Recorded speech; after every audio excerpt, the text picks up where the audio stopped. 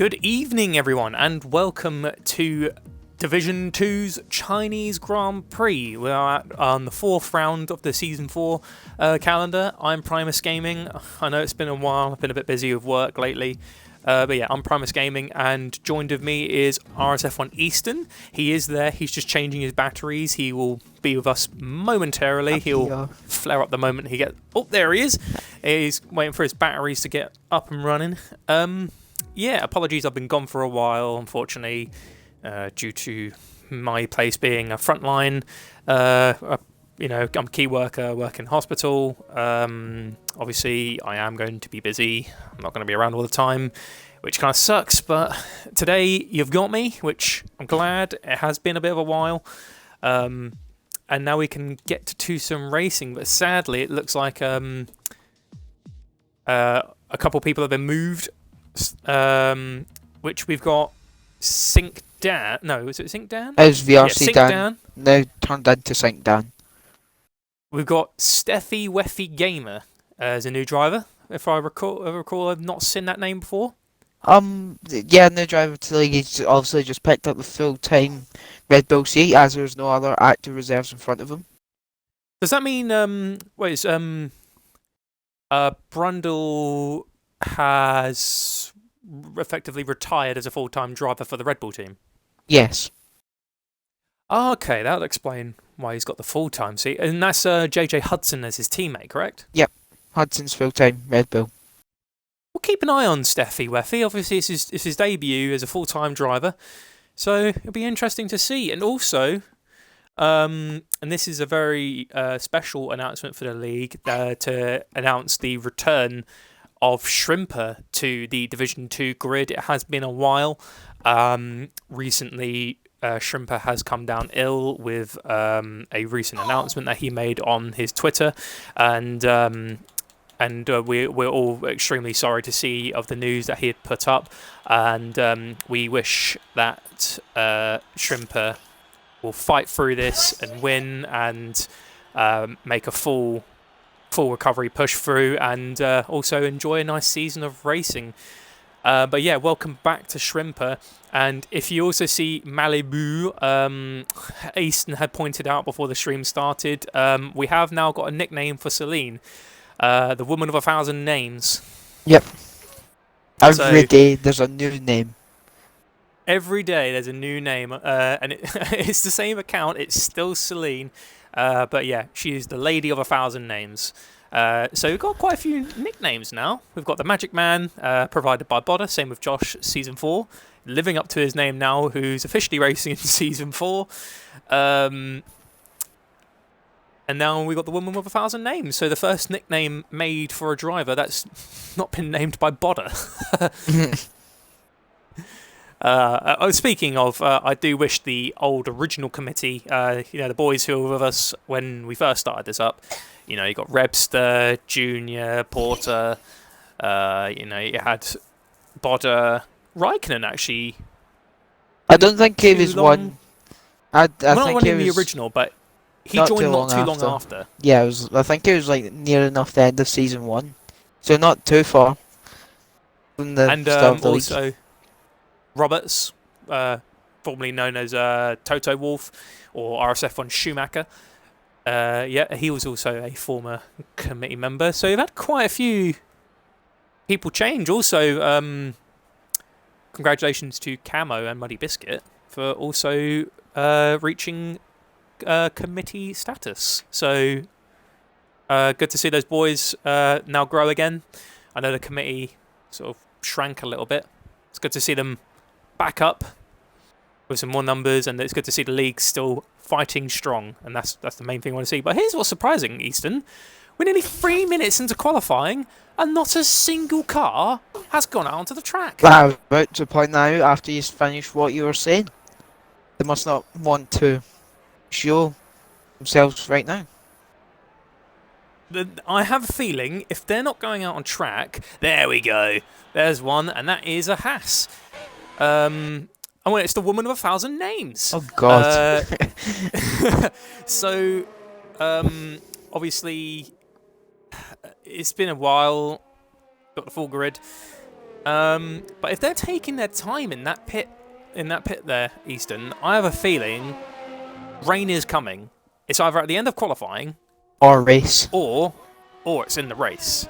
I've not got the chat up on my phone, so I can't tell. I'd rather not pull it up just at this moment because I don't know if it might cause any problems. Also, I've got good news. I have placed an order on an Ethernet cable, so fortunately this should be my last stream with wireless.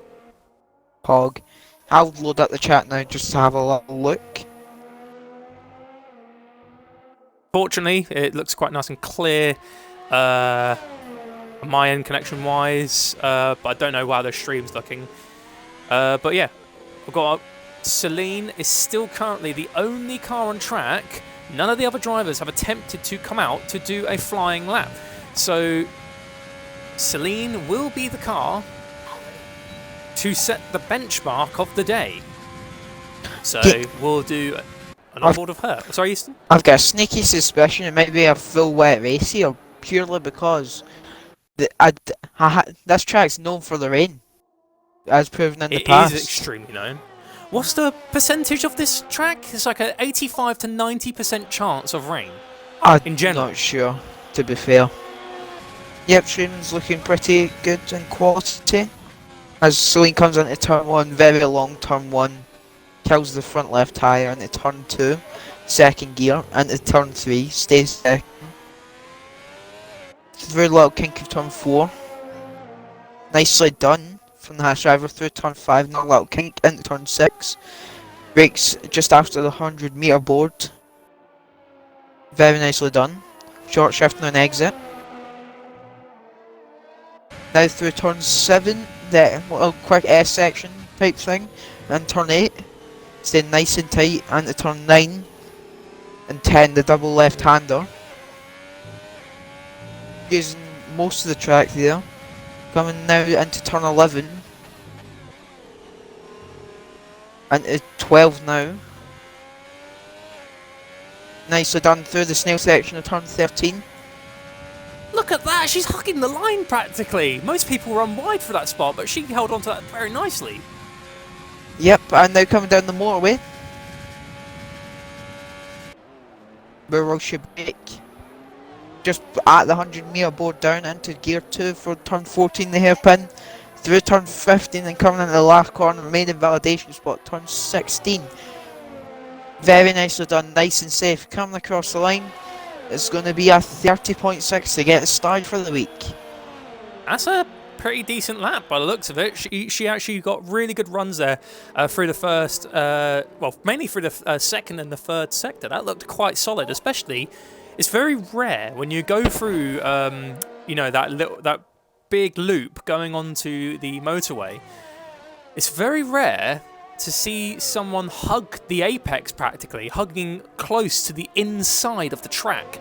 And that means she could maintain the full throttle grip and traction going onto the straight. So it was very good work there by the woman of 1,000 names, and a very, very respectable onboard, Easton. That was quite nice. And next man round is going to be the Magic Man. The Magic Man. With Magic Mark. Oh, this one's going to be my turn. On board with the Magic Man, he looks like he had a little bit of a problem there going into the loop. See how he does compared to Celine. Looks like he's actually not able to get the full thrust. I think he might have accidentally been in too much a gear that was too high. I don't know. It looked very weird from what happened there, Magic Marks, but it doesn't look like he could get the car fully into speed coming out of that loop. But regardless, let's see how the Magic Man can do. He goes round the last corner. As Easton said, it's a very easy spot to invalidate. He does a 30.3, very respectable. It looks like even with that little wobble there when we just got onto him, he still achieves the fastest lap of the qualifying session. Here comes Dan. 30.0. Oh! Reigning F3 champ, showing his hand nice and early.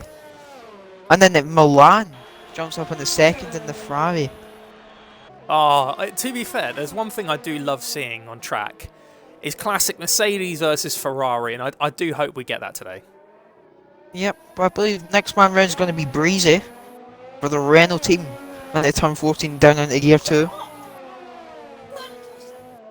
Do you remember one of the most bizarre moments of the Chinese Grand Prix. If you've seen the clip, Sebastian Buemi, when he was going down the motorway and both of the suspension arms on his car just incinerated on the spot. Luckily, he didn't sustain any injuries, but the car literally just went and shattered. And it's been the most bizarre thing ever seen because he was on the straight. Yep, and just a couple of times flying in there, we saw both AlphaTauris do a lap with Grunt and Lil Sparks. And we also saw Muddy do a lap that put him into P5. And we've got times flying in thick and fast. On board of JJ Hudson, who's now getting the slipstream off of the Magic Man, going down the motorway into the Buemi hairpin. Yeah, I'm going to nickname it the Buemi hairpin. If I call it the Verstappen corner, I don't know if it would catch on too much. But anyways, approaching the invalidation zone, luckily holding on very nicely. And goes second fastest with a 30.2. So Dangerous Dan did a pretty good lap there. But thanks to the toad there, and a very good run there through the Buemi hairpin, JJ Hudson got a fastest third sector. Oh, Evil jumps on the third there as well. The Mercedes looking quite nice. Also, good evening to you, Rebster, in the chat, along with Ice, Hippo, Vettel, and Sauce. Gotta give a shout out to Reb and Junior. Reb, if obviously you're there, if you can hear this, mate, please send my best regards to Junior, and I hope you're both doing well, mate. We do miss having you guys in the league, to be fair. It's not the same, especially with your driver draw, with you and Junior playing with your balls. Well, Sparks just improved to go up into P8 there for the AlphaTauri team. Just in front of his teammate Grunt. Looks like Stygian's going quite slow down the straight. Yeah, I think I know what he's trying to do here. I think he's trying to kill his tyres down, because if you start with your tyre temps too high, they begin to overheat towards the end of the lap. So he's trying to get them as low as possible so they don't overheat at the end of the lap. I like his sort of helmet. It almost reminds me a little bit of Lando Norris's sort of helmet colour coordination. Yeah. Oh, right on the one of their starting his lap there. That was close. On board with the Dutch driver Stygian as he moves himself down into turn 1, the sweeping right and left-handing loop. It is probably one of the most annoying corners, I feel, of the calendar, similar to the Malaysian Grand Prix. But Stygian looks like he gets onto the power quite nicely. Just misses the curb there on the outside, pushing through to the end of the first sector. Fastest first sector by Stygian. He breaks a little bit late, going into the hairpin of the second sector. He gets on the power quite nicely, just clips that apex, and now on to the sweeping left-hander. He's flat out though, it's still looking very good, down to 5th gear. Don't apply too much power, otherwise you'll go a little bit too deep. Very good work there from the Ferrari there to move out the way for the McLaren, catching that apex coming out. This is a very difficult spot of the track because that's easy to invalidate. Now here comes the loop. Not the fastest second sector by Stygian, but regardless, he's still on a flying lap. And now here we are on the Celine loop. As he pushes wide, he's actually going to run wide coming out of the loop and pushing down the straight. I think it's fun naming some corners that don't have names after some drivers in the league. Yeah. Obviously, not any digs at any driving or anything like that, just a fun thing. Oh, looks like little Sparks there. Just noticed him late. Oh, Josh Season 4. Nice move from Josh Season 4. The Dutchman, the Flying Dutchman, as he goes round the last corner. Can Stygian get himself a good qualifying position in Q1? He goes 12th fastest. And look at the times, Easton. From 1st place to 12th place. It's only half a second. All the cars are doing a 1.30. They're all doing the same time. Here comes BF1. Sorry, coming on you. BF1 coming across the line. Oh, just goes behind Dan. That's close. And that's 11 thousandths of a second, Easton. Yeah, this is close, and I'm liking it. On board with one of the Alfa Romeos, who's now about to begin his flying lap. Easton, take it away with Jay Slee. Okay, so Jay Slee, championship contender in Season 3 for the F3 Championship, down into turn 1. He begins to slowly downshift into these corners. Second gear, short shifts the third mid corner to minimise the wheel spin. Turn 3 and 4, double upshift there, one minimise the wheel spin. Coming up to turn 5. little kink stays tight. And then at turn 6, just after 100 metre board, is his braking zone, short shift third mid corner. Just to make sure no wheel spin again. Through the quick turns of turn 7, 7th gear stays flat, into turn 8, down a couple of gears here. Nicely done into turn 9. And 10 double left-handers, very easy to invalidate. I spun here last season on my final Q3 lap and I saw 10s. So, Hog into turn 11. Short shift third, and then into turn 12 into 13 now. He stays to the middle of the track. At the ideal line, and he's going to get a teammate off his teammate BF1. Cheeky! Liking it.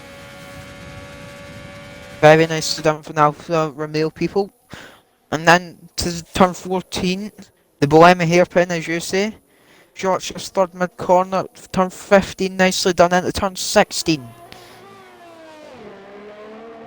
Bit of a wobble mid corner, that's going to cost him a bit of time coming across the line. It's on. Jay Slee!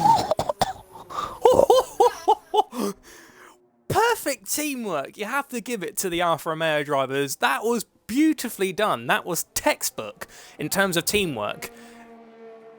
This might. I mean, we might need to name this after the Red Bulls of Season 2 in F1, the failed slipstream, as well. I'd sort of caused that, but you know, that happens. Good God, these guys really did set the mark in terms of teamwork for the day. I mean, you could see when you was doing the onboard, I was keeping an eye on that minimap, and I saw BF1. And it's sixth now, and this is ridiculously close. This is Primus. Steffi Weffy will be next, I think. I think Dan's actually the next car to do a flying lap, and he's the only car who's actually not set a time. Here comes Steffi Weffy across the line. It's a 30.3. Only puts him 10th. Wow. The brand new Red Bull driver. He's just become the full-time driver for Red Bull Racing in Division 2 in place of RSF1 Brundle. And P10 in his debut, a 13.3. That's a respectable start to the day. Yeah, very good. Obviously, it's his debut racing out. Jumped straight into that Red Bull seat, replacing RF1S Michael, or as most people know him as Brundle. But on board with Sing Dan. Yep. One of the newest Sync members is on a lap in the Ferrari. Moved up from F3 start this week. Not looking too bad so far, stays nice and tight. The turn 13, now down the motorway, or the Red Bull straight.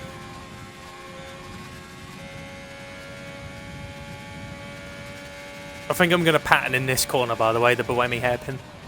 Yeah, let's do it. It's just fun. I like it. But the new driver added to the Scuderia family, can he get the Ferrari on top of his teammate? Look at the back end kick out there. Oh! This is different gravy. Dan! Literally, Easton, I think today we've got a whole new thing, because remember, have we got a wet race? Just asking if has anyone supplied that information yet. No one supplied the information yet, but I forgot to mention, Rebs just said cheers Philip, well past your wishes on to Junior, and then as said, Stygian's running first, no traction for the first time tonight. Stygian? Yeah. A 30.5 on no traction. That's very good. That's really good. On a track that can easily punish you, like that sweeping left and right hander in the second sector, with no traction control. We could be, look, he's going to be in huge trouble here. He's got no fuel and he's got no more time for a lap, but Muddy Biscuit, championship leader, is going to be the next one to cross the line on a flying lap. News committee member as well, along with Camel. So I congratulate them both on their new role. And now he's going to come through the last corner. Very nicely done from Muddy. It's going to be quick.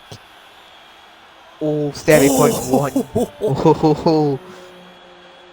Also, for the game, obviously this is the last time we'll ever see this Grand Prix, this set of cars, as obviously probably by the end of this season we might see anything on the new F1 game. So this could be the last time, these drivers take these cars around these tracks for F1 2020. So Last time McLaren is going to be Renault powered. Racing Point will no longer be Racing Point. There'll be Aston Martin, I'm pronouncing this right, Cognizant or something like that. Yeah, so quite a lot of changes are going to be happening to the grid. Also, if anyone's been keeping an eye on the news, Red Bull... Breezy! Oh, Breezy! The first to get into the 29s. Here comes Sparks. Goes 6:31.1. Shrimper. Oh, Shrimper goes no. P18. Oh, Stigion's out. Celine's out. Lucky's going to be out as well, so it's down to Grunt to start causing some trouble. He seemed pretty happy when he got in that AlphaTauri back at the driver draw. And let's see if this AlphaTauri can bring him close to home and getting a good position for the start of Q2. FFR Milan in the Ferrari, a 1:29.8. That's a full tenth of a second faster than Breezy's time. But this is really where it gets down to the nitty-gritty, because has Magic Marks aborted his lap, or is he on one? Because he is on one, just behind Grunt. Also, if Grunt does good, it puts Marks down. And that puts pressure on Marks, as he is in danger. Through the Bohemi hairpin goes Grunty. And now round the last corner, the danger zone, and he invalidates! Oh. That means the Magic Man is safe. That was close. The Magic Man now has no need to panic. He moved out of the way for the faster car. Yeah, I think he's realised that. May have a few maybe have an engineer somewhere. But very good work from there. That's all she wrote. Sync LR Evo, sorry, being the only car that's... Oh, no, now he's into the biz. But yeah, that is our drivers eliminated, and our top three. And Renault, Mercedes and Ferrari. And this is just in qualifying. We've got a wet race. This is going to be a real treat, because you can never call a wet race. Yeah. Anything could happen. I remember the one wet race that nearly, like I'd say, 90 to 95% of the drivers retired was the 1996 Monaco Grand Prix, where Olivier Panis in the Ligier won that race, and there was only 2 other cars that finished behind him. The rest of them DNF'd, including legends like Michael Schumacher. So many people failed to finish that race, and if we get a repeat of that, but in China, this is going to be an interesting one. Yeah, just going over the classifications though, our bottom 5 for the race, we have Grunty 36 in AlphaTauri and P16. Lucky won last week. He's going to need to make a recovery drive after being second in the championship. The returning Shrimper is in P18 for the Racing Point team. Stygian is in 19. And then Celine lines up P20. I think we'll throw Shrimper an invite, see if he wants to join us. Indeed, and for the top 3, it goes FFR Milan on pole in the Ferrari, followed by Breezy in second in the Renault, and then Dangerous Dan in third in the Mercedes. So a strong start to the first set of qualifying, but here comes Q2. If the drivers go out immediately on soft compound tyres, then it's evident we've got a wet race. If they go out on soft tyres, because this is a high deg circuit, if they go straight out on softs, it's wet. If someone's trying mediums, it's dry. Lil Sparks is putting on mediums. Steffi as well. Yeah, if everyone goes out on softs at the end of the session, that means it will be a wet race, because if you start on the softs, you need to dive very quickly, and that near enough puts you on a 2-stop strategy, which isn't ideal. Good though, because you can get a little bit of a feel on the track of those tyres. But it's also, it wears the track in a little bit. It gets a little bit more wear onto the tarmac, so it allows the cars to find more grip near the end of the session. Yep. And Magic Mark has just told me. Joined? I don't think so. Magic Mark's in the chat said it's a dry race, so there goes all the hype about it. Oh well. There'll be another time for a wet race, maybe with the remaining divisions of the week. Let's get Celine in then. If Shrimper's not joining, let's get Celine in. A woman of 1,000 names. In This is gonna be fun, because now I need to Plum. find their account. She'll be in your recently met list. Yeah, will do. It will be. On board with Riplin One Shot in his Williams. I've When sent her an whoever invite. joins. I'll give her a minute, see if she joins. If not, we'll just need to leave an interview for being knocked out in Q1. If either Shrimper or Celine doesn't join, then that's just how the cookie crumbles. We'll just carry on with Q2. And Riplin One Shot goes into the Boemi hairpin. And here he goes. He begins his flying lap of the Shanghai circuit. Sadly, in real life, we've not seen the Shanghai circuit due to COVID-19, but I'm hoping someday we'll be able to get to see some F1 action on this track again, because I do quite miss watching it on telly, but I don't quite miss the time zone. Not fun when it's a very when you get up early in the morning for it. Like 5 or 6 o'clock in the morning, maybe even earlier. For this. Same with the Australian Grand Prix, that's quite an early one as well. Riplin One Shot goes fastest in the first sector, as he is currently the only car that's done a time in the first sector, so bound to give him the purple. Looking quite nice and tidy at the moment as he's down to 5th gear. Now you've got to chuck it down to 3rd here. On the power, don't go too wide coming out this second left-hander here. Still looking quite nice. Now he's got a car in front of him. I think that might be his teammate. That is. Could we see maybe a little bit of teamwork with the Williams drivers, but a little bit wide on the entry to the loop. Catches with the curb. I do think that might have cost him some serious time. I don't think Magic Marks is on the power enough to actually benefit his teammate. Good. We didn't get a repeat of Season 2. That's good. Our teammates crashing each other while trying to tow. That's a good thing. That's the one thing that's not good for any team, is for drivers or you know, your teammates to crash into each other, because that can affect the chemistry, and that can also affect the racecraft in future. Oh, he's picking off. Oh, he's backed off. No, he's not having it. Interesting to see this, but right behind him is his teammate, Magic Marks, who is on a lap. And looks like there's a Red Bull now crossing the line of JJ Hudson. Oh, he's done a fast lap. 130.5. That's a good lap. And then you've got the Mercedes of Dangerous Dan, who's now beginning his flying lap in the Mercedes. Magic Marks, fastest first sector. Here comes Sturridge. Round the last corner, he's going to back up. It's a bit of a slow lap, yeah, and now it's going to be BF1 in the mediums. Down into it. Oh, with a locker, that wouldn't harm it too much. Short shift straight into 3rd to minimise the wheel spin, bit wobbly on exit there. Now through the last. Oh, he's went very deep. Oh, that'll be invalid. Oh, Magic Marks, a good lap from BF1 Racer, P2 with a 131.5, but Magic Marks has just gotten the fastest first and second sector. He's now pushing his way down through the loop. He's on a quick one here. I think he had a little bit of help from his teammate, who was just up in front. They made the switch and gave Marks that boost, and he's been really on it. Brakes just before the 100-meter board into the Boemi hairpin.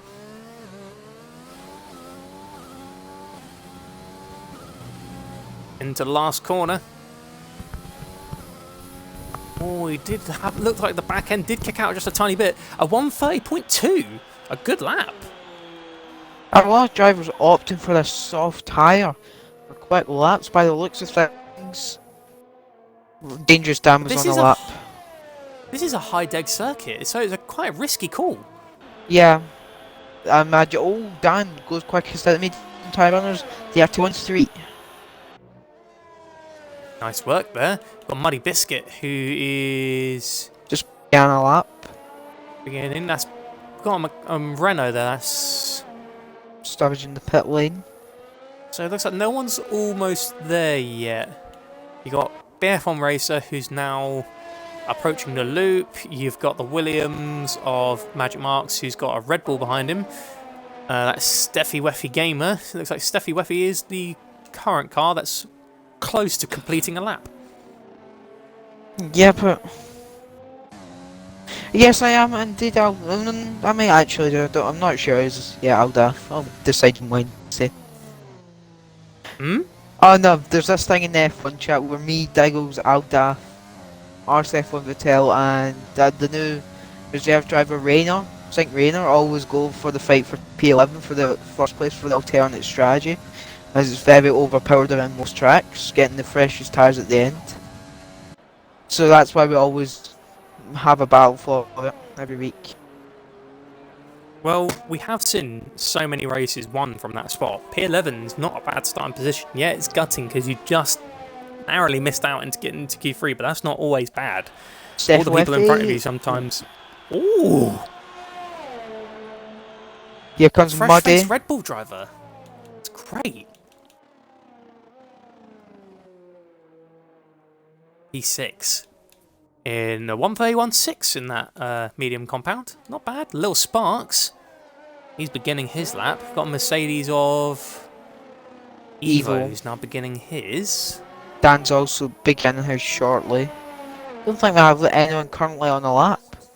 Well, we Just do. Little Oh, Sparks. Dan's going again. Is he? That's but unless he's planning on two-stopping, or there's going to be range somewhat early in the race. He's purpled. He's purpled because when that AlphaTauri crossed that first sector zone, that purple instantly got snatched away by Dangerous Dan. Oh. So, interesting to see what's going to happen. We'll keep an eye on Lil Spark still. This is his time in the spotlight, but not the fastest second sector, so I don't know what Dangerous Dan's done. Oh, he's a 10th up. This is interesting to see what Dangerous Dan could do, because we could see his true pace on the medium compound. And if you can start on the mediums on this track, it's quite good. Because yes, the softs are going to catch you in the early stages, but this being a high-deg circuit, they won't last that long. And the medium tyre runners can eat them up and then make some real pace. Yeah, it's going to be the fact that if people do to stop it, depends how far ahead they can get in front of the softs. Oh, Dan! Oh, no! I saw that. Little Sparks gets 5th, though. Good work from him. Dangerous Dan invalidates with that little kick of the tail there. Here's Josh. Here comes Josh. It's going to be a 31-1. Puts himself fastest in the mediums. Evo's going to be next. 31-4 puts himself behind his teammate. It'll be Dan next. No, it'll be Jasley next in Alpha. Oh! Oh! Yep. He's had a big wall. Still goes. He splits the Mercedes. It'll be St. Dan next. Very quick driver, as is shown in F3. Short shifts and exit to minimise the wheel spin through turn 15 into 16. Oh, very nicely done right on the limits. It's going to be a 31-5, puts himself P9. One shot's invalidate. So close. And that's still nothing though. S04 Milan Hudson. and Breezy still have not done anything. Hudson's on a lap. He's a 10th up at the minute. Oh, he means business here. Also, quick thing is we're on the motorway. RSF1 Vitel said P11 is mine and a highlighted thing. And Carlin said no rain, dry race.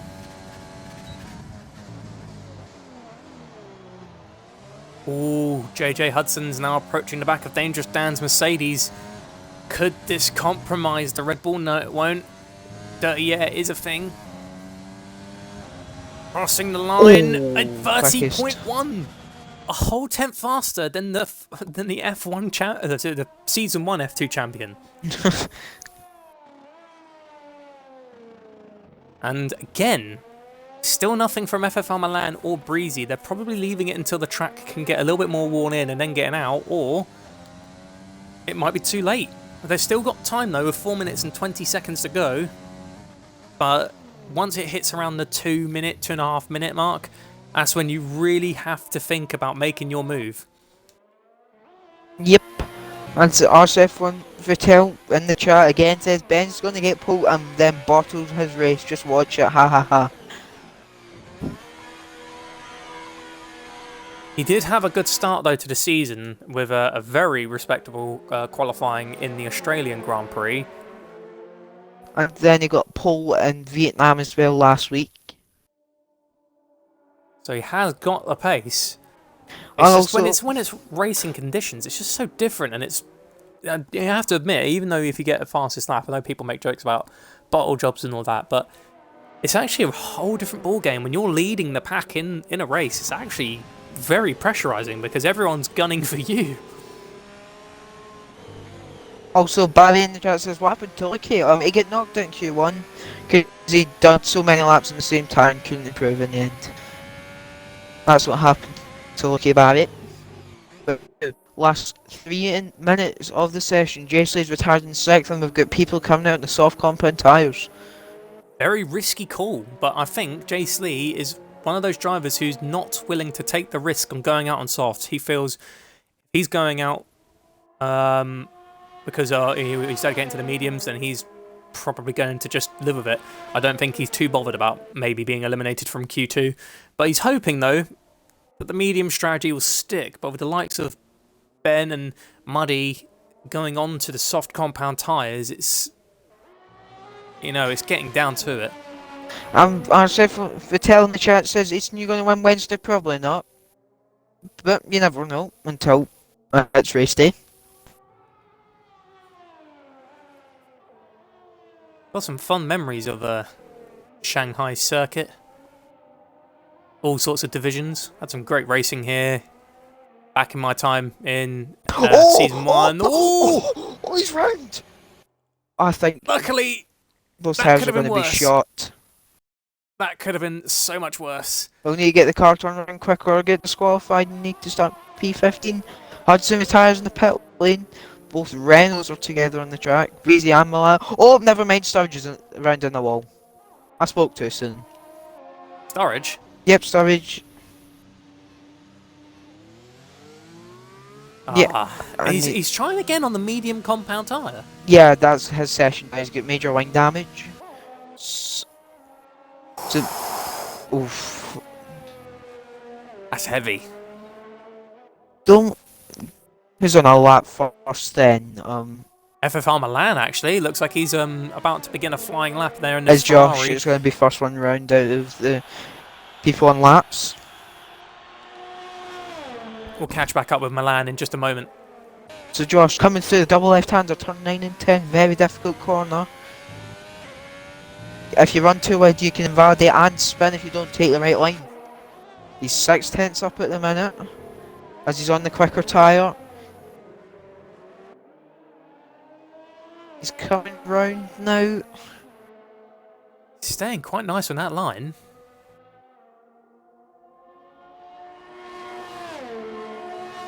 I'm getting so many questions in the chat tonight. Wait, for you? Yeah. Well, you are the season 3 champion, There's bound to be some questions for you. Yeah, and quickly, the RSF1 tells Easton and Oz are my China highlights. As that was the bottle toe, and see, Josh, 30.3, and then we've got, then Barry said, oh man, come on, Alpha's in. AWAT14 said, Easton, what strategy are you going to use in this track? I'll decide Wednesday, to be honest with you. Can't reveal your hand just yet. Oh, Still the rest of the week to go. Yeah. I'm just going to do what I decide to do. Oh, here people comes have a plan. Milan. Some will just freeball it. Here comes Milan coming across the line. It's going to be in 30.1. Puts it top. Down across the line. Oh! Ferrari! Hold on, Jones. Get off. 1-2 by the prancing horse. This is what Singh does to Dan, I suppose. Oh my god, that's a brilliant lap. He's floored his teammate by 0.6 of a second. Oh, Breezy just goes Breezy by gets second. Alpha Tauri next is Low Sparks. Oh, down to the Puemi hairpin. Little Sparks is in pressure. Is He's been applied pressure by Ben, Muddy and Rippling one shot. He's in the prime opportunity for a good starting position with the fresh tyres in P11, but he gets a bit of a lock-up going into the final corner. Lil Sparks, as he goes down to cross the line, goes 8th fastest. You've got Dangerous Dan and Muddy Biscuit following up right behind. And let's see what the runner-up in Season 3 can do. And then the championship leader of Season 4, he gets 5th fastest. Dangerous Dan, he goes fastest! What is going on? 124th Evil's invalidated, and that's all she wrote. Oh my god! I mean, that's a good and bad thing for Mercedes. You know, one on top and you've got one down in the bottom. But oh my god, what's just happened? Both the Alfa Romeos, both the Alphas are gone. And Lil Sparks holds on to P11, so he has the perfect opportunity to start right behind those top 10 with nice fresh tyres. So that's a prime spot there for Lil Sparks. 11th place, as you said, in most tracks, is actually one of the perfect spots. Should we get Jason in and see why he retired on the mediums? Yeah, we'll get Jace Lee in. While Easton does that, our drivers eliminated is Lil Sparks in 11th, Jace Lee in 12th, you got LR Evo in 13th, BF1 Racer in 14th, and Sturridge is in 15th with a 133.6 on those soft compound tyres. And then on the top three, once again, it's a Mercedes, Ferrari and Renault top three. You've got Dangerous Dan on pole, you've got Sink Dan in second, and you've got Breezy in third. And that's incredible. So now the top 10 shootout will really get down to it, because Sink Dan and Dangerous Dan, it's the battle of the Dans. So now Jace Lee's joined us, so welcome to the Collins box, Jace Lee. So we decided getting you in for an interview. Make sure you've ticked your box in the party. I have indeed. So, love that from you. So here we have. So why did you retire on the mediums in Q2 very early on? Because I didn't want to go on the softs. Pretty simple. Pretty simple. I did think so, because there's some tracks where you know this is a high degradation circuit. Soft compound tyres is a good thing to go for if you want a quick time, but if you're thinking for an efficient start, you don't want them. Exactly. So once I saw you retire, I knew you was going for broke here. You was like, I'm doing medium, and that's it. Yeah, exactly. I thought at that point I can either go out again on the mediums, which is a stupid thing to do because I put more wear on them, or go out on the softs, which is, well, it's not the best strategy. It might work, but I'm taking that risk.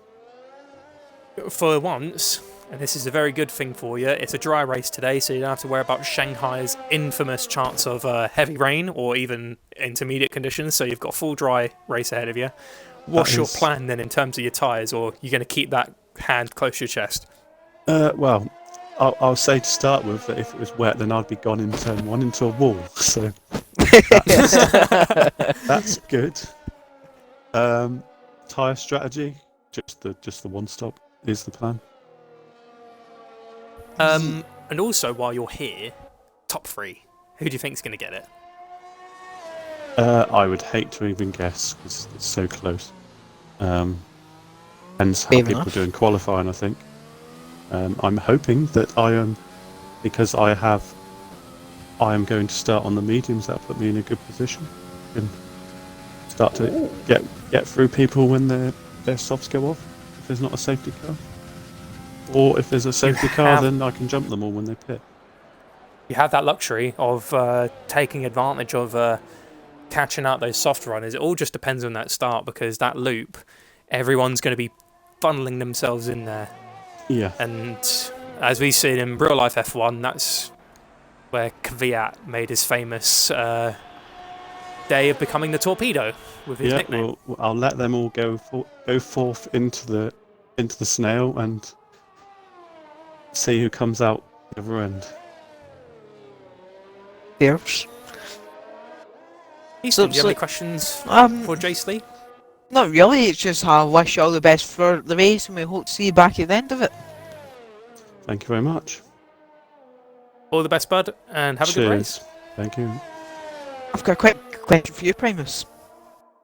Shoot. Top 3. And this is me being completely neutral, by the way. I'm not playing favourites. I think Sink Dan will take pole in that Ferrari. That sudden 29.5. I know Dangerous Dan did beat it, but that sudden 29.5, well, it astounded the hell out of us. We had no idea he was going to throw something out like that. And I reckon Sink Dan's probably got more that he's hiding. I bet Sink Dan is going to pull out a faster lap, then Dangerous Dan. And I tell you what, FFR Milan's a very good contention for P3 as well, so it's definitely the Scuderia in the top three with that Mercedes slap plan in the middle, you know, right there. It's a little sandwich. So here comes Dan coming round the last Oh, that's very nice. Oh, that's the best I've seen anyone do it. Coming across the line, it's a 29.7. Oh, Followed by Muddy. 30.9, that must have been a one set of tyres. teamwork by the Williams. Elliot, move. Elliot. Okay, good. Just making sure we don't need a repeat of season 2. In the Bohemian hairpin. Oh, he catches that curve though on the outside. Could that cost him some time? You're alright, Mattel. Oh! Magic Mars gets second! Ferrari next. Will that be Sink Dan starting a lap? It will be. Hudson's on a lap. One shot's on a lap. I think it'll be Hudson next one round on a plier. This is incredible. I'm actually looking forward to seeing what these guys can pull out. JJ Hudson does the fastest first sector, but then it looks like Riplin One Shot actually just did one that's even better, because that purple sector lasts a good few seconds, but when someone crosses that line and instantly snatches it away, then you can tell someone's done better. Do you like the helmet that JJ Hudson's flying, the End Racism helmet? Yep. Oh, here we come into the loop. This is where your lap could really come alive or go crashing down. Very nicely And done. Good exit Exactly and it. entry. Well said. Perfect entry, running down the very long straight down to the Bohemian hairpin. I need to put that through to the FIA, and they need to name it. Or it said If on they email. officially name it, if they name that the Bohemian hairpin, I can die happy.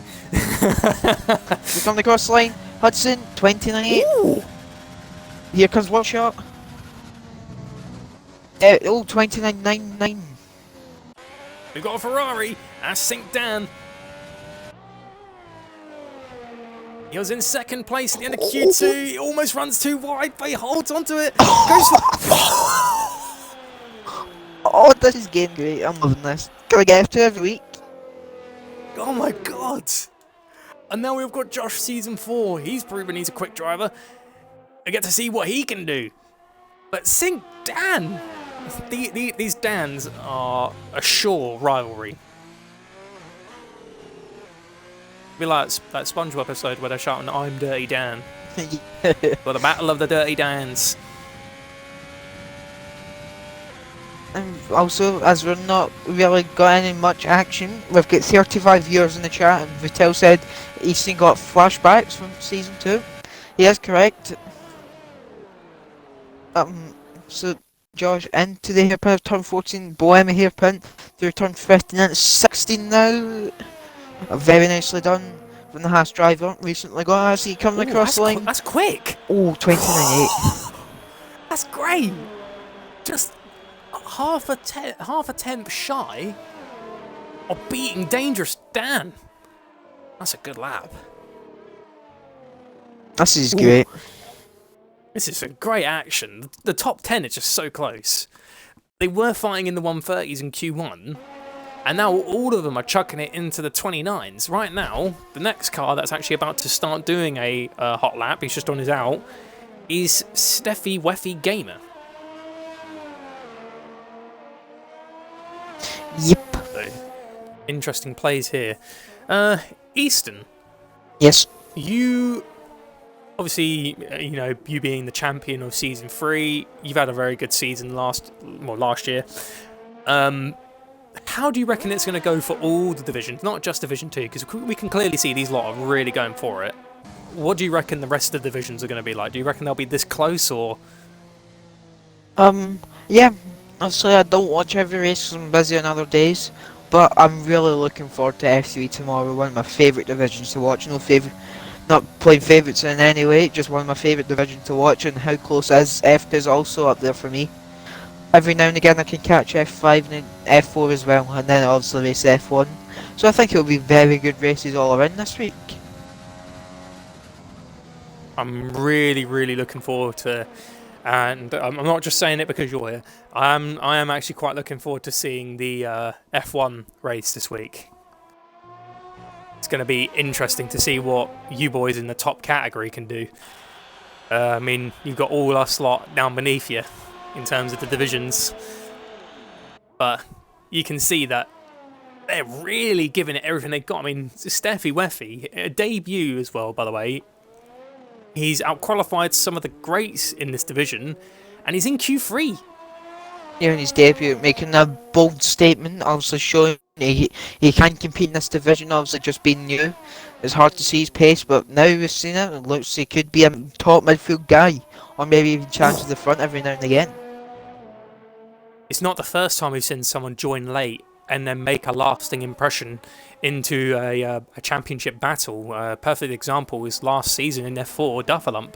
He was a late joining into the Racing Point team, and he actually fought RS Prost and Eagle down to the bitter end nearly, down to the Abu Dhabi Grand Prix. And sadly he didn't win that race, but it made up for an amazing season's worth of battles once he got in. So maybe Steffi Weffy could be doing a Dufferlump, and we could be looking at a possible championship contender. Yep. That's now Steffi Weffy coming down to the Bohemia hairpin.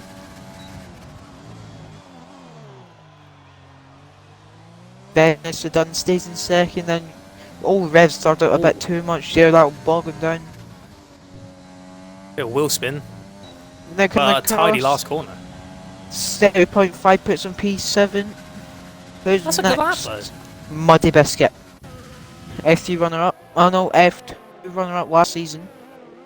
But also Stevie has not returned this season, obviously, because of his personal commitments.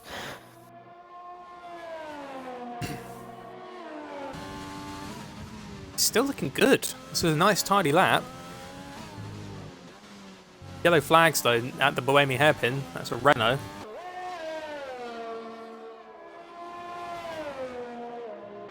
This Muddy's McLaren 8 is on tenths up. fire. He's 8 tenths. This is going to be a good lap for Muddy.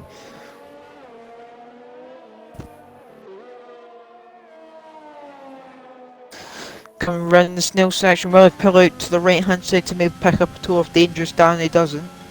He'll stay straight so he doesn't lose time on the straight from turning. Then down into the boy hairpin at the 100-metre body brakes.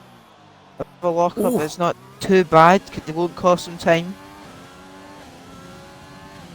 Coming round the final corner. Muddy Biscuit and McLaren team principal. What can he do? The 29.7 puts himself on the second row. What a lap! And the best part about this guy is he's got the best consistency and pace I've ever seen. He's not only fought for wins and podiums, he's also battled to stay as clean as possible in terms of on-track penalties. Obviously, if he gets an incident, you know, like in the safety car where the game will give you a 5-second penalty for making contact, you know, sometimes it's just completely random what the game gives it to. But I've never seen him get a single 3-second time penalty for exceeding track limits. Yeah, I've not seen one since season 2 from him. Milan cross line 29.8. Puts himself into P5. Here comes Breezy. 29.7 front row at the minute. Williams next is going to be one shot. He's on 900s up on his time. What's he going to do? Round the final corner. Nicely done using all the track. Coming across line is a 29.8, puts himself 8th. And then Magic Marks! He's coming around the last corner. The Williams have both managed to do laps at the end. Magic Marks, can he get a good starting position for the Grand Prix? He goes second fastest! Dan's Now here comes next. the Ferrari. And he makes the benchmark even higher. And now Dan. here comes Dangerous Dan. The battle we've been waiting for. He went wide around the last corner, but he's not invalidated it. Dangerous Dan! Josh, what's Josh on? Josh goes into Josh fourth. goes fourth. Then you got the Hudson. Red Bulls. P8. T6. Oh, 6, sorry. And then Steffi Weffy Gamer. And he's happy with P10. He can't do a faster lap. It looks like he's actually run out of fuel. Oh my god, the Dans have done exactly what they thought they did, but an unexpected person takes P3 away from that Renault. And, well, P4 as well. But Magic Marks instantly slams himself in the top 3 for the start of the Grand Prix. But just as we thought, the Dans, they're aiming to be Dirty Dan. But there can only be one Dirty Dan.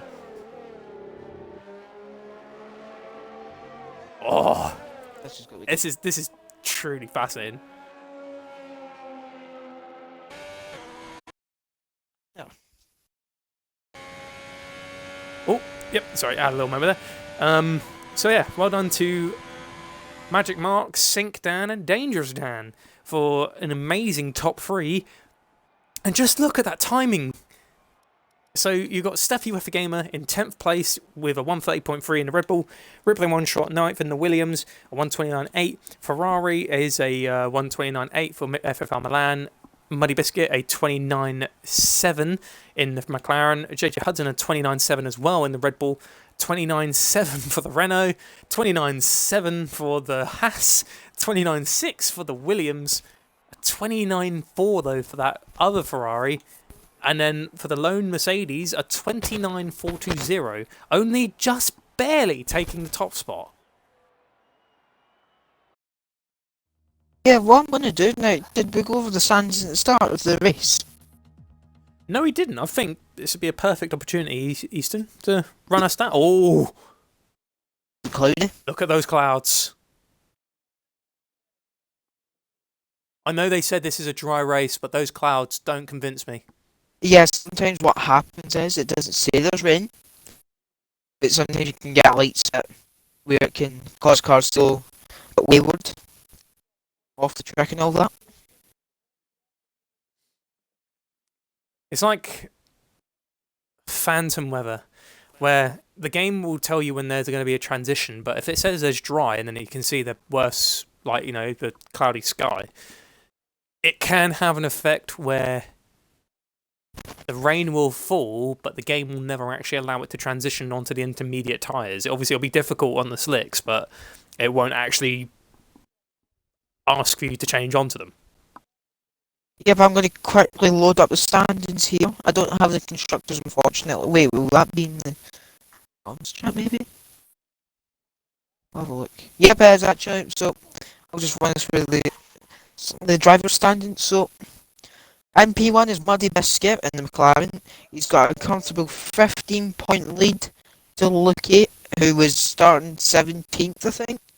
This race followed by Josh, S04, in the Haas car.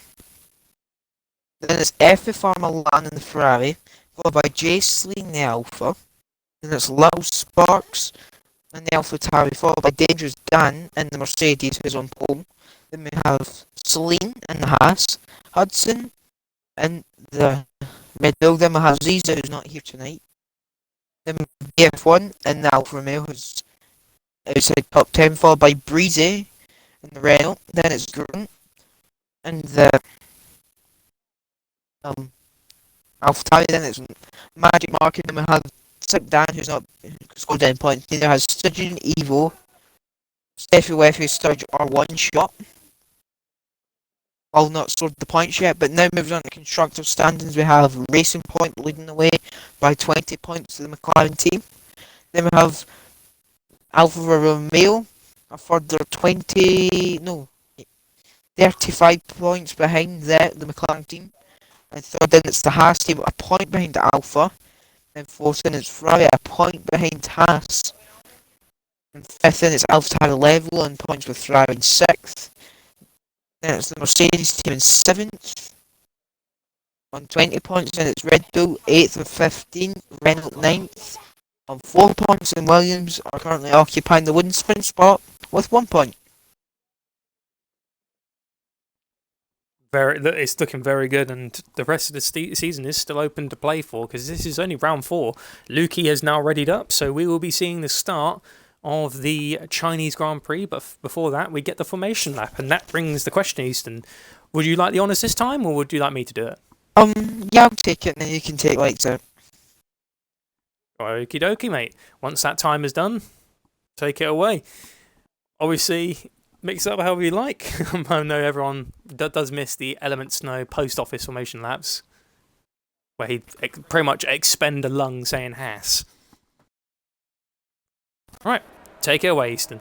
Right, so starting at the back of the grid, we have Salim in the Haas car on the medium tyres and P20. Stidgen and the McLaren lines up P19 on the mediums. Then P18 we have Shrimper 84 in his return to league in the Racing Point Sun on hard compound tyres and under fuel in his car. He's aiming in front like 12-10 or 12-10 and the Racing Point also on the hard compound tyres. P16 is Grunty 36 in AlphaTauri on the medium tyres. P15 is Savage 151515 in the Banana car on the medium tyres. P14 is BF1 Racer in the Alfa Romeo car on the soft tyre in the medium tyres. P13 is the Mercedes of LR Evo on the medium tyres. P13, no, the hard tyres, sorry. Actually, on the hard tyres? Yeah. Then JC94 and the Alfa Romeo lines up in the medium tyres on P12. Little Sparks best in the house, some would say, lines up P11 on the mediums. And at the top 10 we go all soft, Steffi with the Gamer and the Red Bull. P9, Ripple Connect One Shot and the Williams. P8, FFR Milan and the Ferrari. P7, Championship Leader, Muddy Biscuit 148 and the McLaren. P6, JJ Hudson 11 and the Red Bull. P5, Easy7272 and the Renault. P4, RSF1 Josh, RS Josh Season 4 and the Haas. P3, Magic Mark going up. P3 in the Williams. P2, Saint Dan, promoted from F3, showing his hand very early on his F2 career. P1, Dangerous Dan, 212, and I'm going to quickly go to the toilet before lights out. That's why I rushed it. No worries, mate. And very interesting grid to see, because in the top 10, Ferrari, Red Bull, Williams, and just Ferrari, Red Bull, and Williams are the only team to get both of their cars into the top 10. Then you've got the odd Haas chucked in there, the odd McLaren, and the odd Mercedes, but Dangerous Dan being the car to start us off on pole, and it's a bit of a familiar sight just in general in Formula 1 to see a Mercedes up in pole, but for the 2020 season it wasn't really too familiar to see a Ferrari in the second spot. So interesting to see what happens here, but both those Dans are raring to go. But I'm actually more interested in what Shrimper's going to do, because as we noticed during the formation lap, he actually underfueled the car, which means is he's going to have much more grip, or much more speed, sorry. His car's going to be lighter than the rest of the pack. He may have the harder tyre, but he is the lightest car on the track at the moment. He has to make sure he doesn't accidentally expend his fuel too much. And welcome back, that was quick. Yes, we don't even get that annoying bug. 3, 4, 5 red lights. Oh, Sturridge just jump-started, and it's lights out of the way we go for the Chinese Grand Prix, and it looks like Dangerous Dan gets a good start, and it doesn't like Sync Dan got a good enough start to try and capitalise into turn 1. Actually looks like we're going to get a battle down the back for P2. It's Sync Dan versus Magic Marks going down the snail corner, and looks like the Ferrari just edges out ahead, and looks like Stitches had some problems down the back. Damage for the Williams car, I think is one shot, I believe. It does one shot. Oh, yep. Shrimper's had a problem as well. Not what you need for when you're going on a fuel that's got the lighter. Well, he's gone for the lighter strategy of underfueling his car, and he's fallen way down. Evo has moved up to P10 ahead of Steffi Weffy Gamer, and it looks like Lukey and Sturridge. Again, a good little battle going there. Side by side going down into the left-hander. Oh, that's side by side still. Lukey's holding it, but due to the medium compound tyres versus the hard, Sturridge edges out, but Sturridge has got that drive-through penalty for jump-starting the Grand Prix. and he will unfortunately be feeling that punishment. And as we get down to the curve, we'll go over the grid in the following order. Oh, looks like we got a problem. Evo's lost it down the curve, and he's fallen down to the back of the grid. Has he got any damage? He made a silly dive bomb on one shot into the chicane, and then he gets spun. I was about to say as well, he's in the best seat in the house. And, By the way. okay, I'll fix it. Sorry. And then, yeah, as we go through the Bohemi hairpin, it goes Dangerous Dan, Sink Dan, Magic Marsh, Josh, Breezy, JJ Hudson, FFR Milan, Muddy Biscuit, Rippling One Shot, Steffi, Lil Sparks, Beer Von Racer, Grunty, Jay Slee, Stygian, and Sturridge having a little bit of a battle there, but Sturridge has actually gone into the pits. Rippling One Shot has had a problem. He's gone into the pits as well. And then you've got Lukey in 17th, Malibu in 18th, which is Celine, and then Shrimper moves up into P16. LR Evo also jumps up some positions. That might be just due to the game's classic bug happening where it likes to mix the grid up after the first lap. Is that any better for the echo? Hmm? Is the echo better now? Oh yeah, I can't hear any echoes now. Okay, cool. It's the mic just sometimes does that. Oh, I can't see any battles happening because it's got that usual bug where it won't show me the intervals until the grid properly puts himself back to where they're meant to be. Yep, and here we go. There we go. So it's, by the looks of it, we have a DRS train all the way down to Muddy and P9. And then Steffi Weffy is holding up a bit of a train behind him with Little Sparks and the medium tire runner. Basically, everyone that started outside the top 10's in that train. Apart from One Shot, who's a pit stop behind. There we go. The game's actually fixed itself now in terms of the deltas, so now we can truly see who's getting close to who.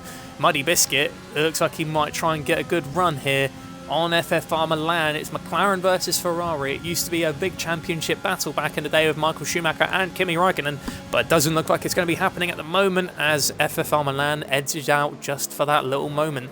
But there's a big train up ahead, as you said. Once we hit lap 3, it'll be a large DRS train. Sink Dan has not been able to fall back from Dangerous Dan, so that means that Ferrari's soon going to make an attack. Yeah. I'm just having a look at the minute. In this train, Josh has the most DRS of nearly a full battery. Then you get both Dans sitting exactly the same on about 76% Magic Mark's on half the battery. He's always been very good at preserving that battery. Yeah, Josh has.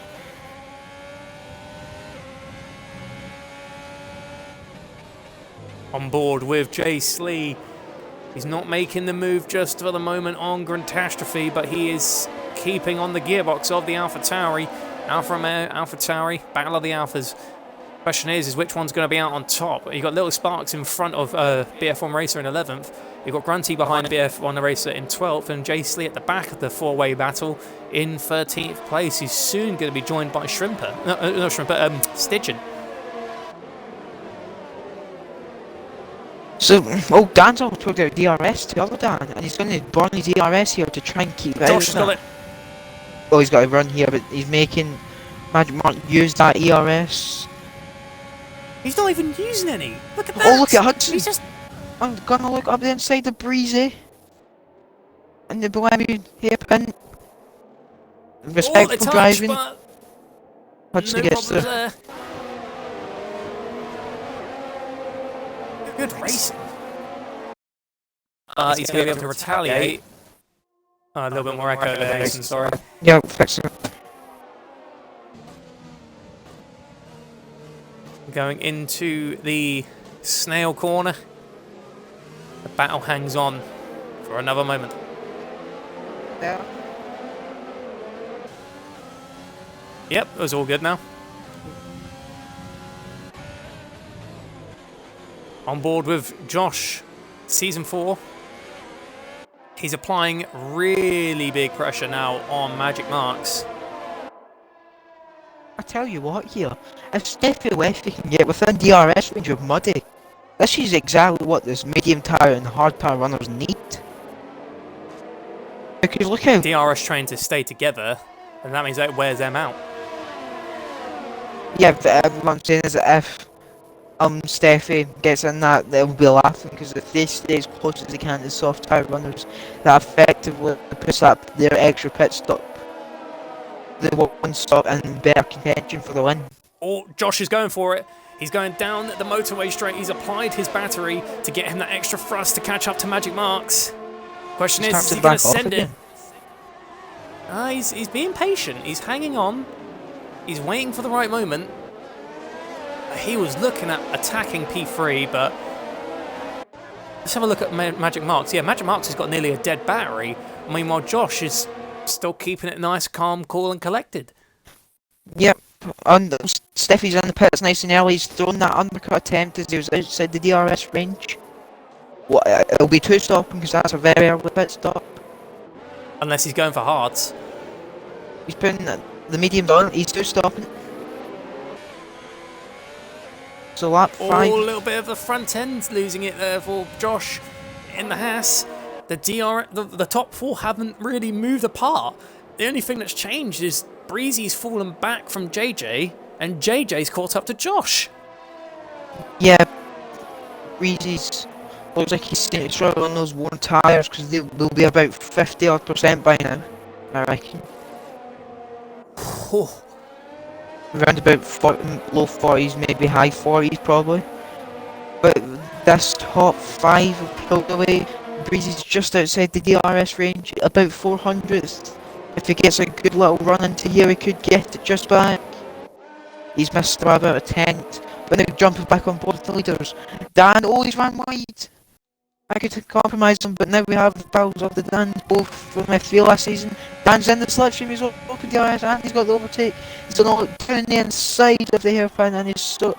Oh, Dan breaks very late, though. It's hard to say what... Oh, he's squeezing on. No contact! The Ferrari leaves room, though. Dangerous Dan, though, is now being challenged by Magic Marks going into the final corner. Oh, Dan's in early, along with Magic Marks, are reacting to the undercut attempt by Steffi. Dangerous Dan retakes the lead of the Chinese Grand Prix only purely because the Sync Dan and Magic Marks has gone into the pits. This could be what could ruin Dangerous Dan's Grand Prix. Dan's he's now being pressured hards. by Josh. Oh, he's going for the one stop. Muddy's on the hard. Magic Marks 2 stopping. Well, do you think the hards could work here? They could. I think we can go from the end on laps to lap 6. Oh, so BF1 and Sparks. An aggressive start. Oh, back on time made now. The ties are fighting. Well, Sparks, let's go through.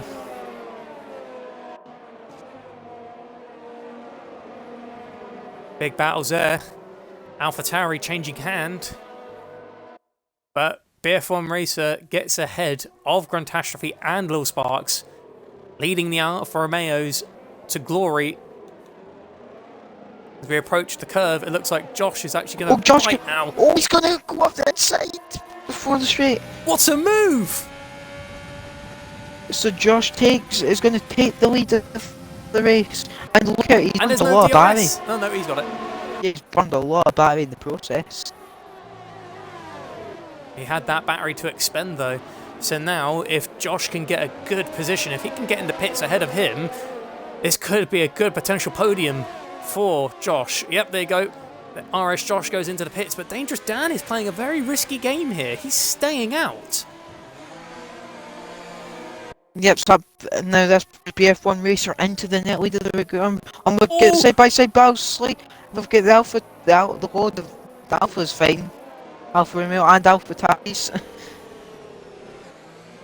Right now, this is for net lead and the net top 3 because Dangerous Dan still needs to go into the pits. These medium runners can stay out for just a little bit longer. Their tyres will be quite worn soon. But just at this Magic moment... Mark! Basically, everyone, the people that just pit there all put the hard tyres on. Side by side between Hudson and Magic Mark here for P13. But Dan keeps the lead. Well, the net lead at the minute, the lead of the people that have pitted so far, as the way we'll say it. For the first time in ages, we've not seen a lap 1 safety car, or virtual. So it's good to see the first lap of the Grand Prix from lights out was nice and clean. We did see contact, yeah, that happens. And Dan did struggling get the massively. He will be. Yeah, Grunt's imagine right now he's Oh, He's yellow got flag! a warning. Oh, Slime's went round. The woman of 1,000 names has lost it at the end of the loop. Dan will definitely need to be in at the end of this lap. If he needs to get in there now. There he goes. I've got a feeling he'll drop behind Milan here, the amount of time he lost in that in lap. And BF1 racer now takes the lead of the Chinese Grand Prix. He's underfueled his car. No wonder he's flying. He's really light. Let's keep an eye out. Sink Dan is approaching the start-finish line. It looks like because of how late he made the move, Dangerous Dan's going to fall down the pack tremendously. He'll be at the back of this train. He should have pitted when Sink just in Dan front of Greasy. and Magic Marks did. Yep, so it's the Battle of Dalfors out front though. Well, got to keep an eye on Josh S04. He's staying quite... Slime's round again. Well. How did she get there? That's why. Oh, be careful when we join the track. She needs to get moving soon, otherwise she'll get a penalty for parking the car for too long on the track. No damage though, she's got worn tyres. I'm very confused how she's ended up all the way over there. She must have really worn tyres. Has she got a puncture? No, she's not got a puncture. Maybe extremely warm tyres from the sprint. Well, Sparks is going very defensive on Jay Slee. Here comes Slee down in the Blemmy hairpin. Sparks defends the inside line, then cuts over to the middle of the track. Oh, for God's sake. What? I was trying to get a side shot view of Jay Slee's car and it put me straight back to Steffi. Oh no! Oh! Contact! Luckily, it didn't result in a spin. That could have easily have been one. Lil Sparks and Jay Slee fighting for the third position on the podium. Stygian's now getting in on this action. This is close racing. McLaren is seeing the battle happening. He's either waiting for one to make the move and fall back, or both to have an incident and he can just pounce and take third place. But right now, he's just hanging on, waiting for the opportunity. Looks like Jay Slee's going to take his chances round the outside. Into the hairpin. Again, the touch of wheels, but there's no problem with that. They keep their lines respectively. Jay Slee is not willing to back down. Little Sparks is leaving him tremendous space. Oh my God. These two will not stop. Oh, quite a bad contact made. Oh, Jay Slee might have actually had to back off there. I think if they stayed side by side there, that would have resulted in an incident. It's a very good work there from Jay Slee. Pulling back just for the moment, but look how much pace he has, and look how well Sparks is trying to defend with that pressure that's being applied by not just one, but two, but three cars right behind him. Both these guys have lost a lot of time to their respective teammates in Grunt and BF1 out front. I think this could be the moment where Jay Slee makes the move. He's got no ERS whatsoever. Oh, he's sold them. Oh, the Danny Rick switchback. Oh, Stygian and Lucky deep. just behind as well. Lucky's in a good position. Slane picks up another 3-second penalty. That's our second. Slane's Mendy. This is going to put Stygian in contention. He's got a very good run. Stygian has, but he's not. He's got a DRS failure. Oh no! Not the time when you need a when you get a DRS failure. Hopefully that will get sorted in the next few laps. Magic Mark, we just missed that as well. Magic Mark got past Sink Dan as well, and set the fastest lap for a good measure. This is what Magic Mark needs. He needs to get up that road as quick as possible. If the wants to make this will benefit if no safety car comes out now. If a safety car comes out, the hards are stuffed. Oh yeah, that'll probably promote BF1 and Grunt into the net lead. To be fair, it's a close battle from them. Let's have a little look at more upcoming battles. It looks like Steffi, Weffy, and Dangerous Dan on Muddy Biscuit. Round the outside goes Dangerous Dan. Dangerous Dan, after making a bit of a call there of pitting too late, he's now making his way back up the grid and not too far away from the guy who joined him in the first row, at the beginning of the Grand Prix. Also, it looks like Celine has retired from the Grand Prix in the pits. That's the end of her race today. Celine's gone for round 2. Hudson picks up a 3-second time penalty. Celine's not close enough. The back of Sparks, who's defending for his life, holding up. So The Alphas have to work for this more. Oh! What's going on? Very, very late braking there by the Racing Point, who luckily manages to hold the car and stop contact. It looks like some of the guys have now gone into the pits. It's both Jaisley and Stygian. This will put them at the back of the pack as well. Catastrophe, meanwhile, up ahead, in second place, is still continuing to apply pressure. This is where Little Sparks could play the best team game ever. Little Sparks is quite far behind these two. If he can back the pack up quite a bit, it could buy BF1 Racer and Grunty the time and space they need to maybe minimalise a loss in their pit stops. Yeah. Well, I think what Sparks may try and do is when Lucky begins to close up him, he might try and back them up, because Lucky's going to be the biggest threat to BF1 and Grunty at the end of this race, because he'll have the mediums at the end instead of the hards at the end. So that will play into his hands. But Evil just picks up a 3 second, like Magic Mark was getting up that road, like you said. Like we said, he had to, but his Dan's just sticking just within the DRS range and saving up the RS as well. Meanwhile, some of the hard runners have benefited quite a lot. Lukey and Shrimper up in the top 5, and it looks like the gap between themselves and the pack behind is decent. They've only just hit the straight, and they've gone through the Bohemi hairpin. The question is how long can these hards last, and can they keep them going long enough to maybe even achieve a one stop of maybe hards to mediums? Sparks is in the pits. He's going to try and undercut the two in front of him. Racing Point in the top 4. I tell you what, Slaynova haven't came out too far behind hard tire the one stopper group, and that's Sturridge into the pit lane now as well. There's not too much battles happening at the moment. I mean, they're staying with each other, but no one's able to make moves. This is an unpopular opinion. This is why I really like this track for league racing and commentating on.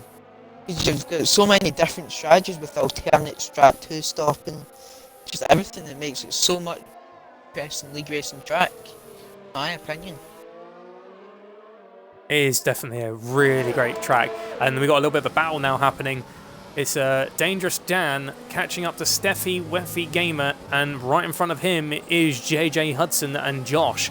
A bit of a pack is now backing up. The question is, it looks like Steffi's starting to feel a little bit of pressure from that Mercedes. He's got the decent tyres, they're not that worn enough yet, so he's still got that nice bit of life on that tyre. But the question is even with the decent amount of life on that rubber, is it enough to hold him back? No, Dan! It's Dan! Oh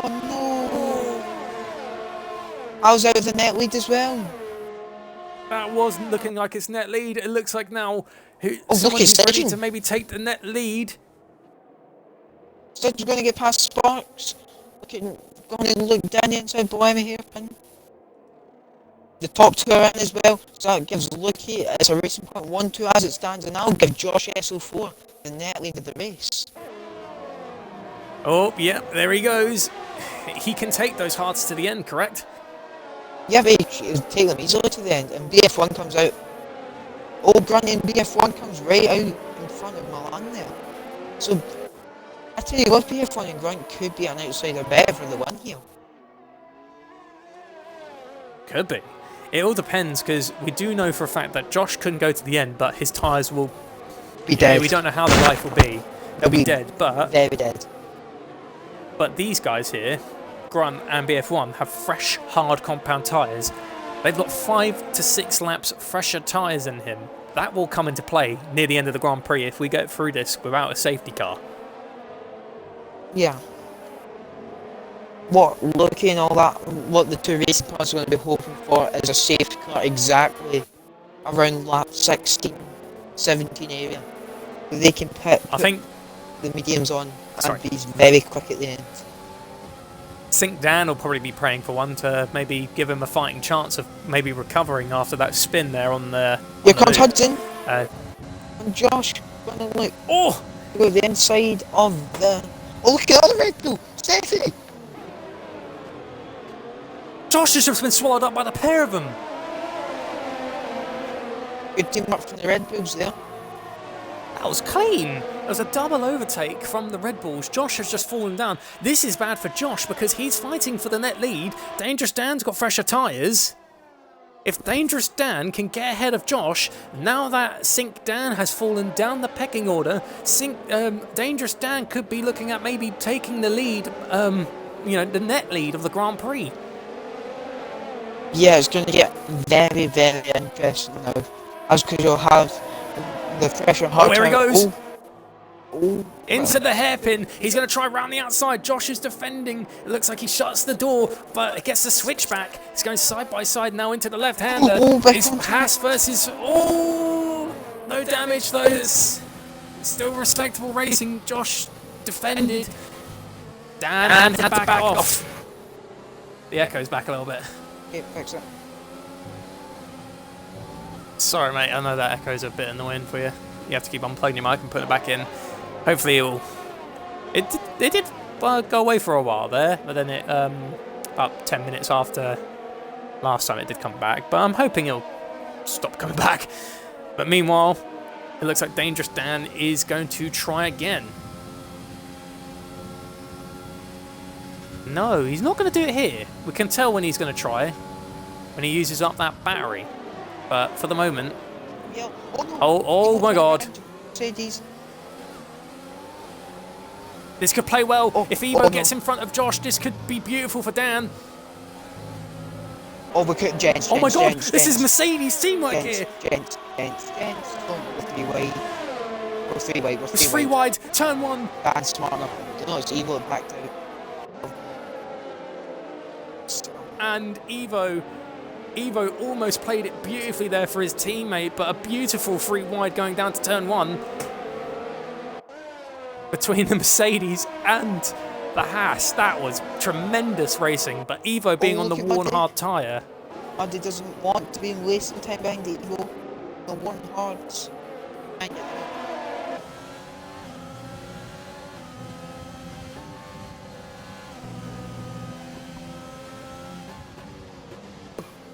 Oh, this is really.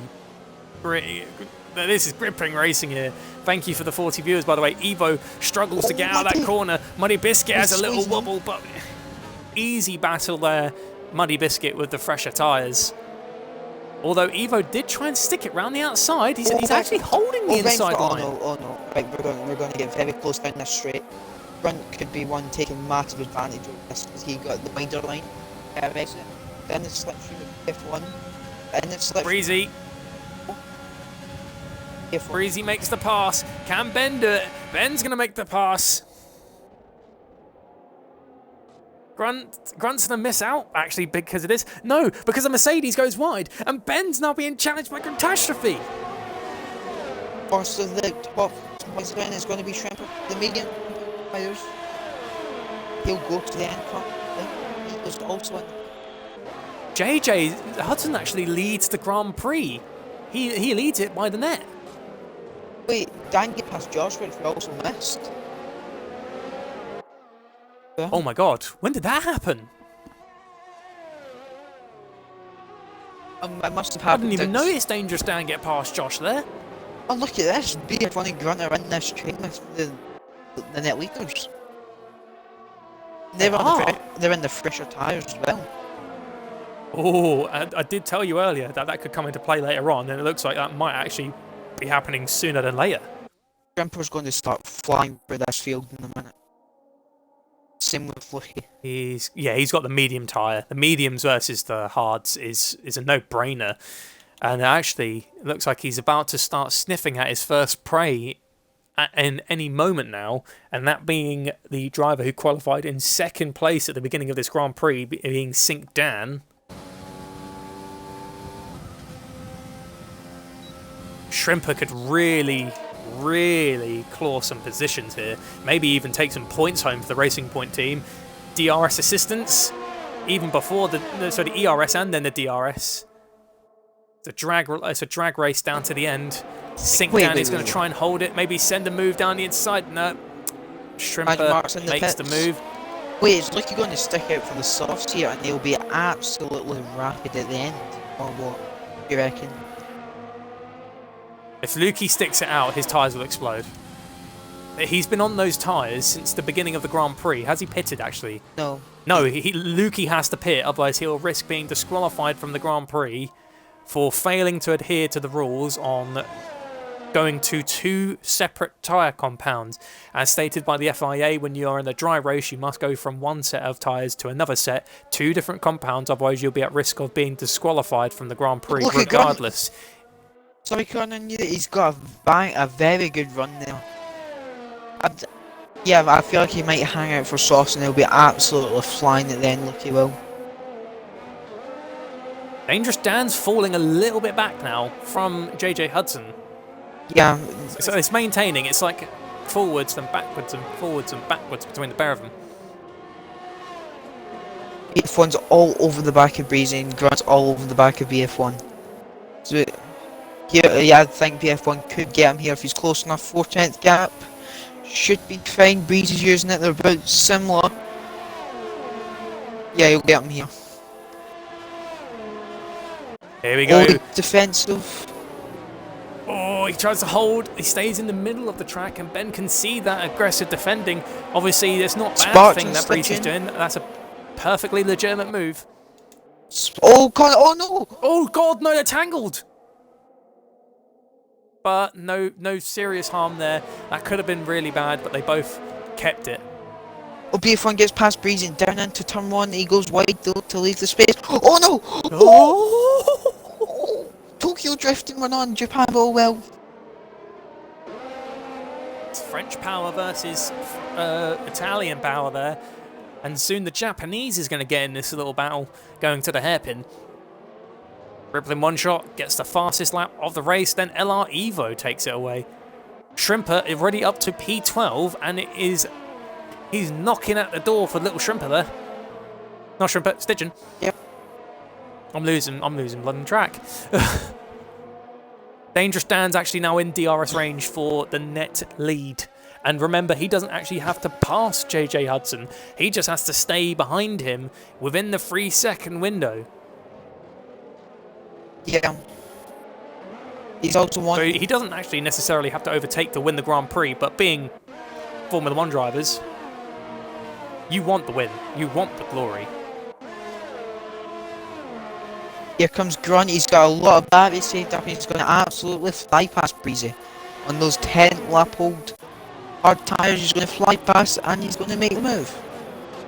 Oh, Breezy holds it though. Defends on the outside. A little bit of contact there. Breezy does try his best to stay there.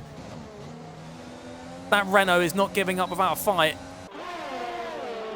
But it looks like just for the moment he concedes. And also Shrimper managed to pass Stidgen there on the straight and is now gunning for Jay Slee. Oh. Rippling one shot, moves up and the hairpin. Slee almost ran the back of Milan there. That was very close. Shrimper, I think like he's going to commit to these softs here now, Primus, to be honest. He's committing to the softs at the end. Who's on the softs?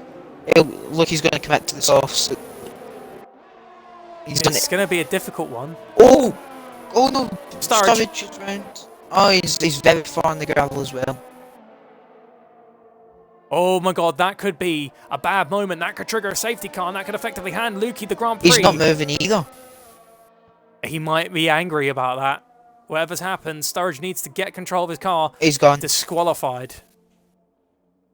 Will this be a safety car? Oh. No, his car's still moving and it will park on the slip road. Sturridge was disqualified from the Grand Prix for facing the wrong direction. Whatever happened there, you could clearly see Sturridge did not even attempt to put the car back in the right way. Something happened and he wasn't happy. Look, he's in the pit lane. Oh, Jay Slee and Milan. Jay Slee makes the move and Milan hugs onto the gearbox of the car. What's he going on to? That's the question. Softs, he's gone on softs, no doubt. Soft type for Lucky, he's going to be an absolute rocket at the end of the race. Look at that, he's all over the back of Hudson. Milan's trying to fight Slee. And now look at Shrimper's on the back of these two as well. Look, he's came side by side with Sparks and he's going to look on the inside of Stitcher. Oh no! Oh my god. Right around the outside of Sparks. Sturge just left the lobby. Oh! It's no surprise Lukey's got that outright pace, soft compound tyres. It's no surprise that Lukey's now on a tear. He's going to be in the points easily. Everyone's on worn hards and mediums and he's on the brand spanking new tyres. The question is can it last him 8 laps of pushing? It'll be close. They'll be puncture territory, I reckon. But Hudson and Dan have pulled away from the field. Muddy is in P4. Muddy's shown in the past he's very good on those tyres. BF1 and Grunt going to go at it. Here comes Grunt, he's going to look out the inside, blame me hairpin. Cracking racing from these two the entire And Grand look, he Prix. gets past Ben. as well. Milan instead. Oh, Milan! Slight. What's happened? There was huge contact, but they've both still pointing in the right direction. Team orders with Racing Point momentarily. Oh, BF1's all over the Luke. back of the run. Oh, we got to go back on board with the leaders. Dangerous down. No, sorry, no, I'm jumping left, right, and centre because there's battles happening left, right, and centre. But this is a big one. Here This comes is the Jumper. battle for the lead. Run the outside of Sleep through turn 5 into turn 6, so he's going to fight this. As it's still 4th position. He's got Shrimper just gets a better traction out the corner due to his fresher mediums compared to Slee's 5 lap older These hards. hards. Yep. And he's going to Just as look we thought, to get past Shrimper. Shrimper will fly up those positions, and that's a very good thing for him. He started 18th place, and he's in the top 10 now, and he's going to continue to keep climbing if he can make some pace and catch those cars in front. Because right now he's catching FFR Milan. A look at the gap between Milan and Breezy. It's 3 seconds. I don't know if Shrimper could pull it off. Here comes Dan. Dan for the lead. He's tucked right in the selection of Hudson, who's not using the RS. And he's going to go into the lead. Dangerous Dan after JJ Hudson doesn't look like he wanted to fight that too much. I think he knew with that penalty. Shrimp, both Racing Points making the move. So, look, he's already caught to the back of this pack.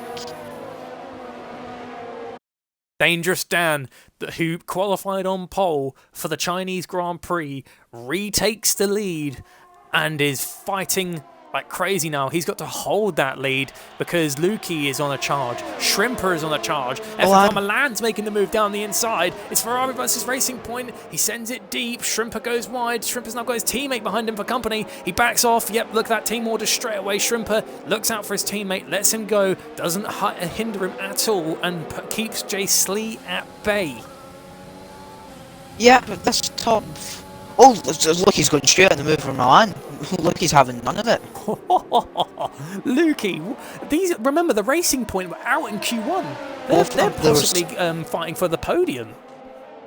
Yeah, because the people in front are on a DRS train. Josh is about 1 point. Oh, Josh got a pen. That promotes Muddy and Grunt into the net. That could have costed him the win. He could have easily have maybe caught up to them, but with that penalty, a win is probably now out of Josh's sights unless he can overtake Hudson and something happens to Dan.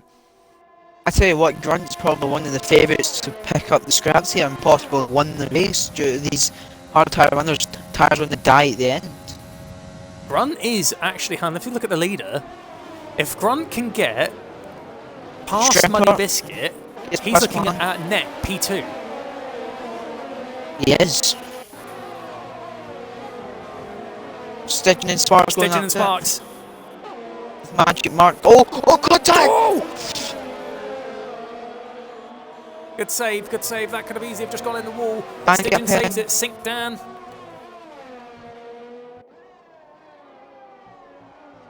Oh, FFR Milan's at it again. He's challenging Shrimper going into the snail corner. And you know what? Old Shrimper's had to cut the corner out of space. He hits the back of him. Look at Grunt. Remember, Is on fire at the minute. He's all over the back of these two in front. Shrimper is playing also, not just for himself, but to play for his teammate here, because Lukey's tyres can only last so long.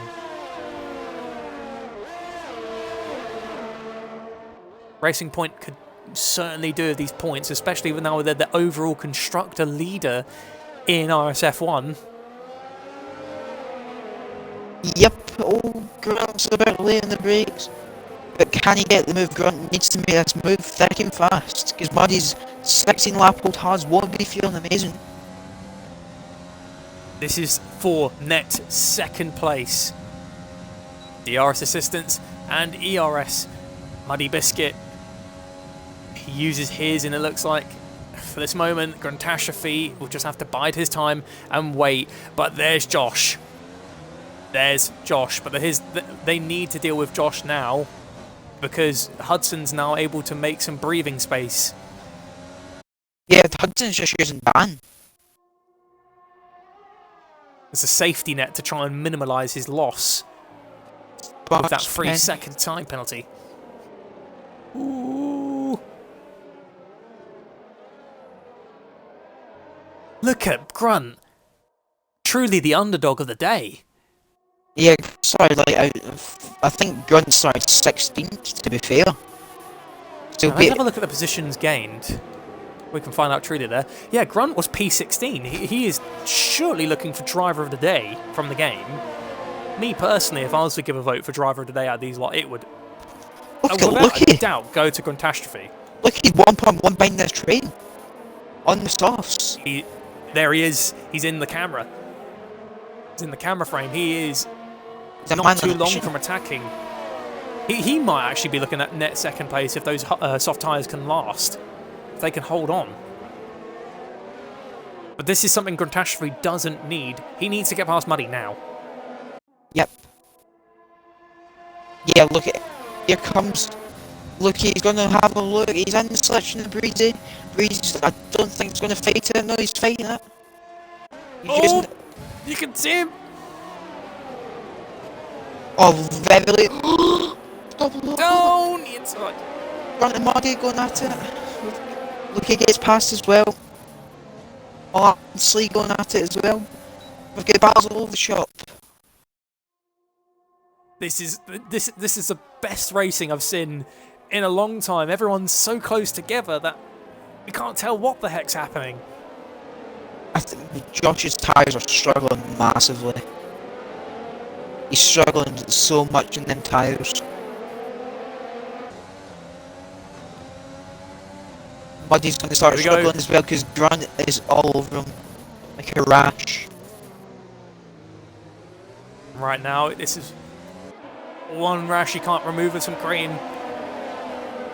The Grunty rash. The Grunt here?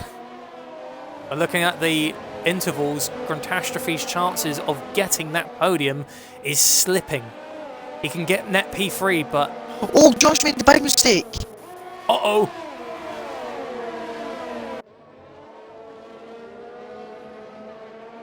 There goes Dangerous Dan. JJ Hudson, Josh, Muddy Biscuit, Gruntastrophe, BF1 Racer, Lukey, and then Breezy going through the loop. And down at the very back of the pack is LR Evo and Riplin One Shot. Yep, Lukey is going to fly past BF1 here, who's saved up a lot of ERS for the latter stages of the race. Penalty-wise, there's next to nothing. Evo's got 6, Stygian's got 6, Sync Dan's got 3, Sparks has got 3. Oh, it looks like Steffi Weffy Gamer and Stygian are having a little go down the back there at the Buemi hairpin. JJ Hudson and Josh both have penalties as well, but very well behaved today in terms of penalties. Yep. Yeah, look, he's going to be favourite to take this podium off Grunt here. Here he comes. Didn't take him long. Yeah, Muddy's Grunt's so focused on in front. Muddy is struggling too much in those tyres. I imagine a puncture territory for all the drivers. from Hudson, Muddy. Basically, anyone that paid lap 6 or 7 is in punctual territory. And actually, do not do bad because he paid up the lap later.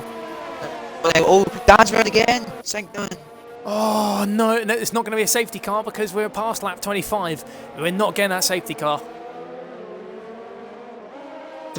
Not Dan, what you want when you qualified second place.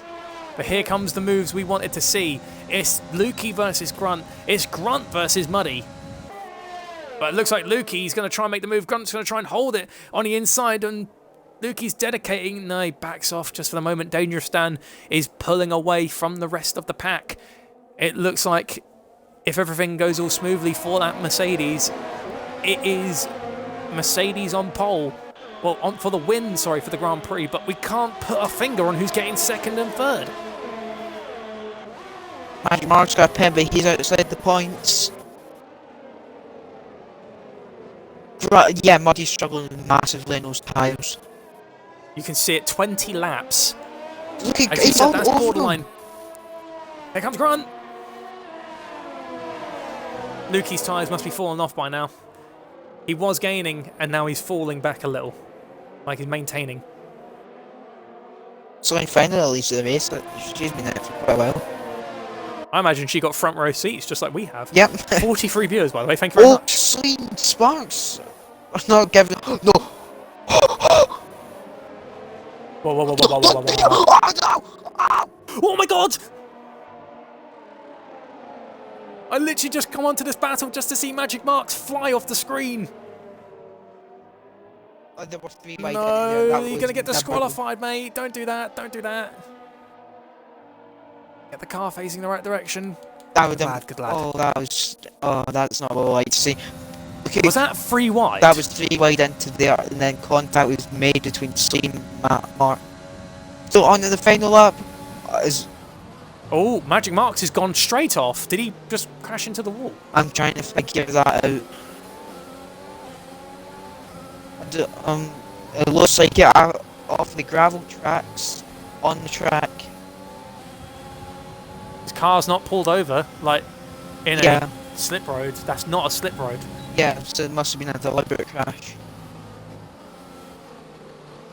And right now we're looking at the battle for third place, maybe even second place.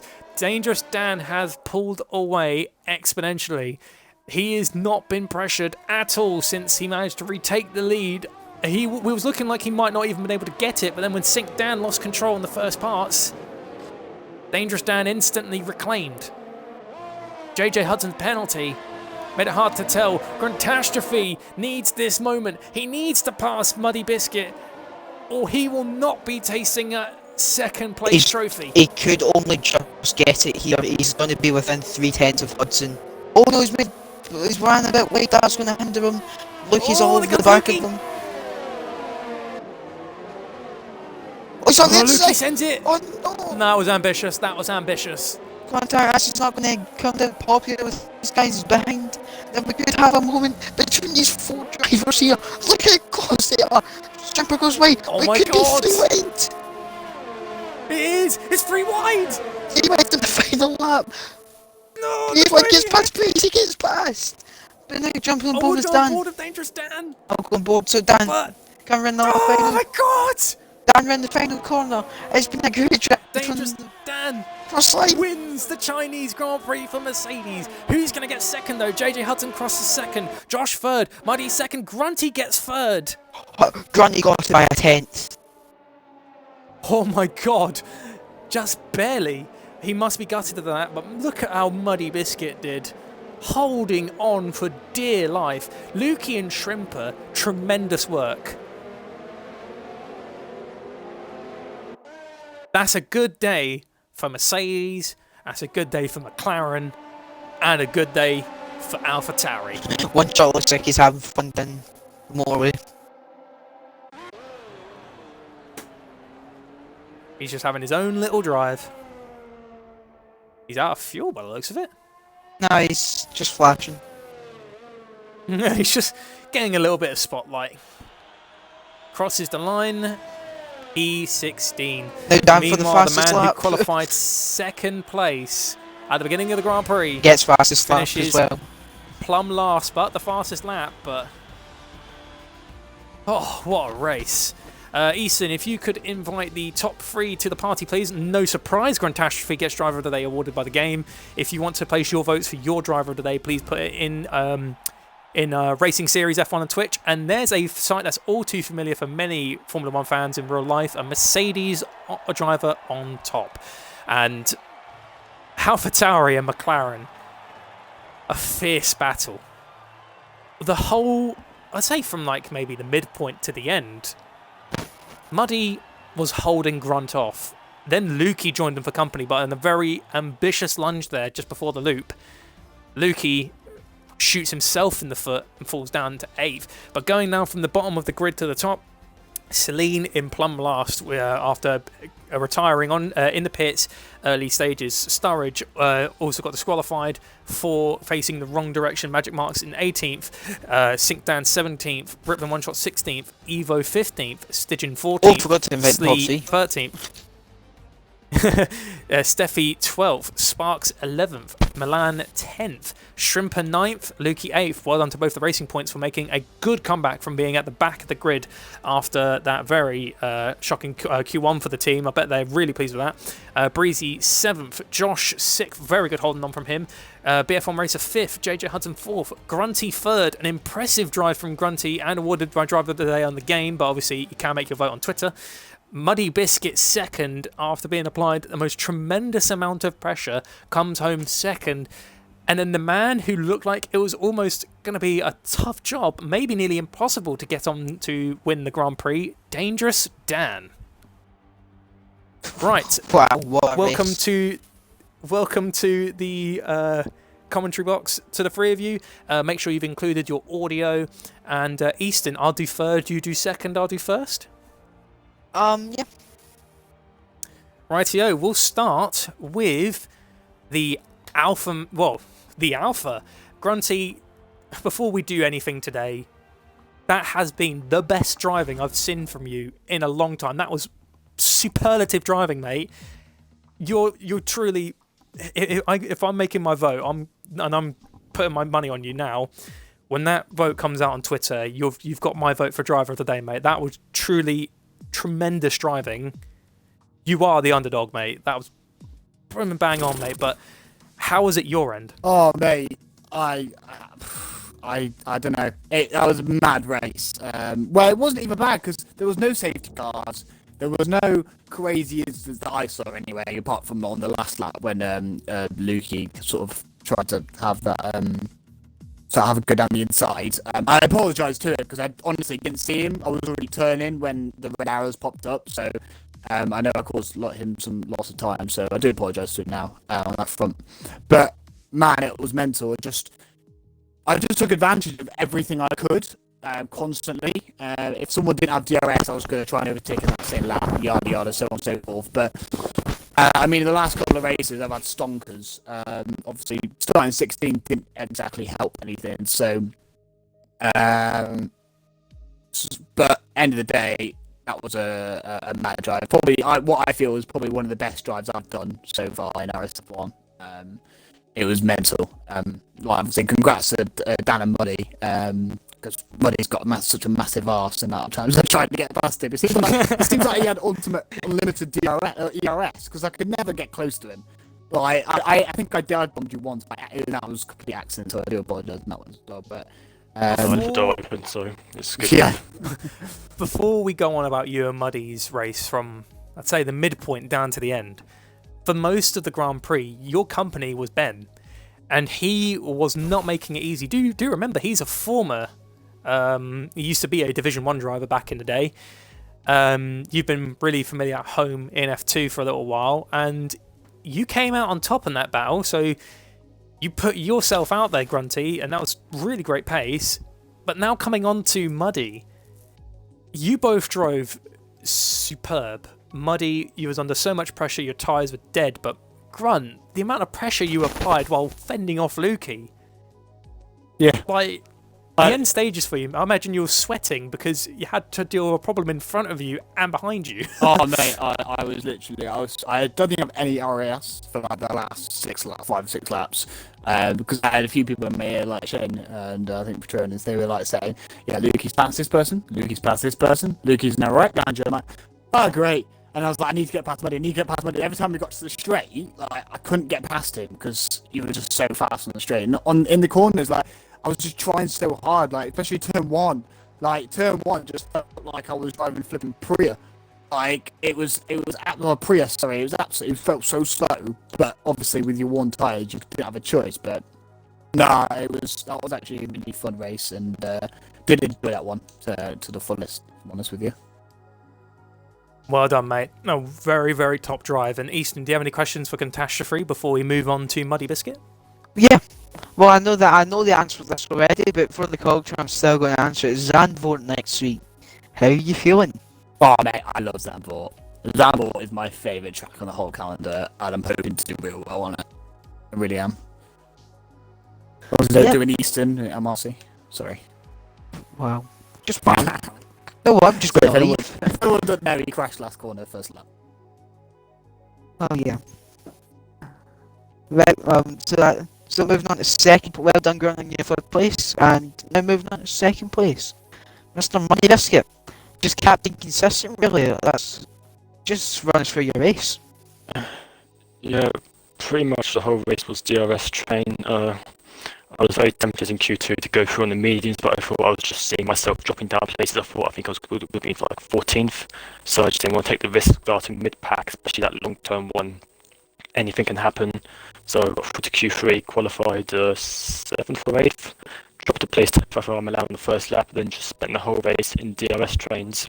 Firstly behind Milan, I took the undercut on lap 5, which probably was a bit of a risk. By the end of the race, my tyres won 75% for the front left, so just about probably 1 or 2 more laps would have been probably punched territory, but yeah, very consistent in the second stint. I think I had a look at the race director, I did 14 consecutive laps that were between a 35.0 and a 35.2, so it was just sticking to Josh's DRS train, using that to defend off the likes of Grunt, Lukey when he would have caught up, and just using that DRS gave me enough straight line speed to come home in 4th across the line and 2nd with penalties.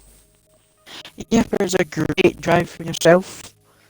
Obviously, you'll be extending your championship lead by a good 14 odd points. I'm going to have a guess at.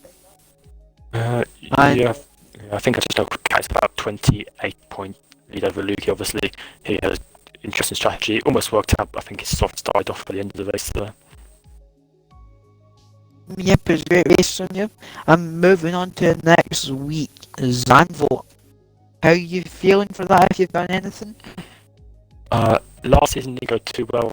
I spun on that dangerous curve at turn 1 and got collected by a few drivers, so hopefully won't do that again next weekend. But yeah, it's a good track. I just obviously new to Canada, very much like Vietnam, you don't really know who's going to come in with a good pace, so I think it'll be very close and hopefully a good race.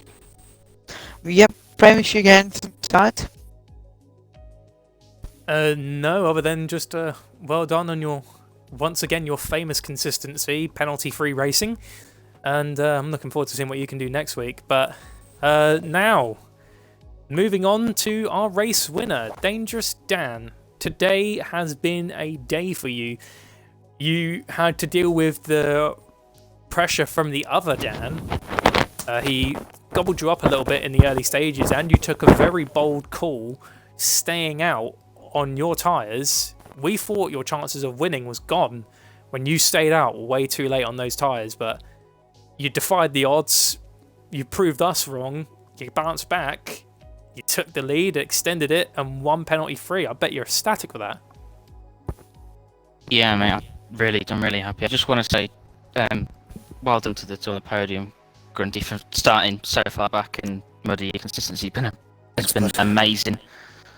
So, well done to both of you. But yeah, I'm really happy with that result. It was a bold call. Looking back at it, too bold. I was on 82% wear as I came into the pits. So, just to put it into perspective, that was probably a daft call from me. But I came out, sort of found a rhythm on our tyres, knew that everybody around me would be having more issues than myself towards the end of the race with tyre wear, and found a rhythm, ended up in a big train, and just sort of rode it to the end, really. And there's a good recovery for you as well. And obviously, the past few weeks haven't really been too kind to you in terms of finishes, but bring home a win today, I imagine that has definitely done good for your morale for Zandvoort coming up. Yeah, definitely. The first 2 races I scored 2 points in total, so I'm happy to have had second in Vietnam and 1 here. It's going to help a lot, bring me up in the championship and help out Mercedes too.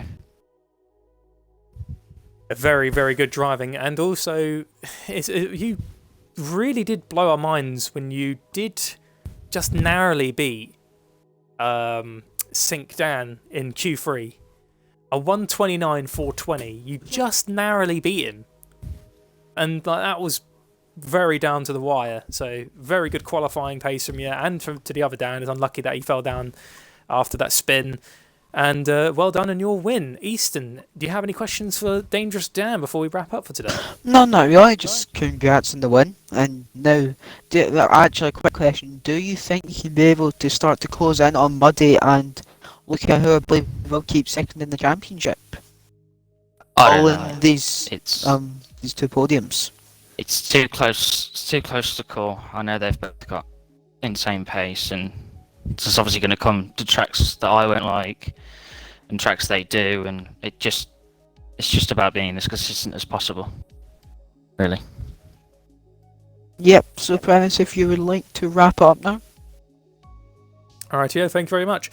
Thank you very much, everyone, for tuning in today. We hit 45 viewers, I think, at a point. So thank you very much for that. It was nice to see everyone tuning in. And also, again, best wishes and welcome back to Shrimper in the Division 2 lot.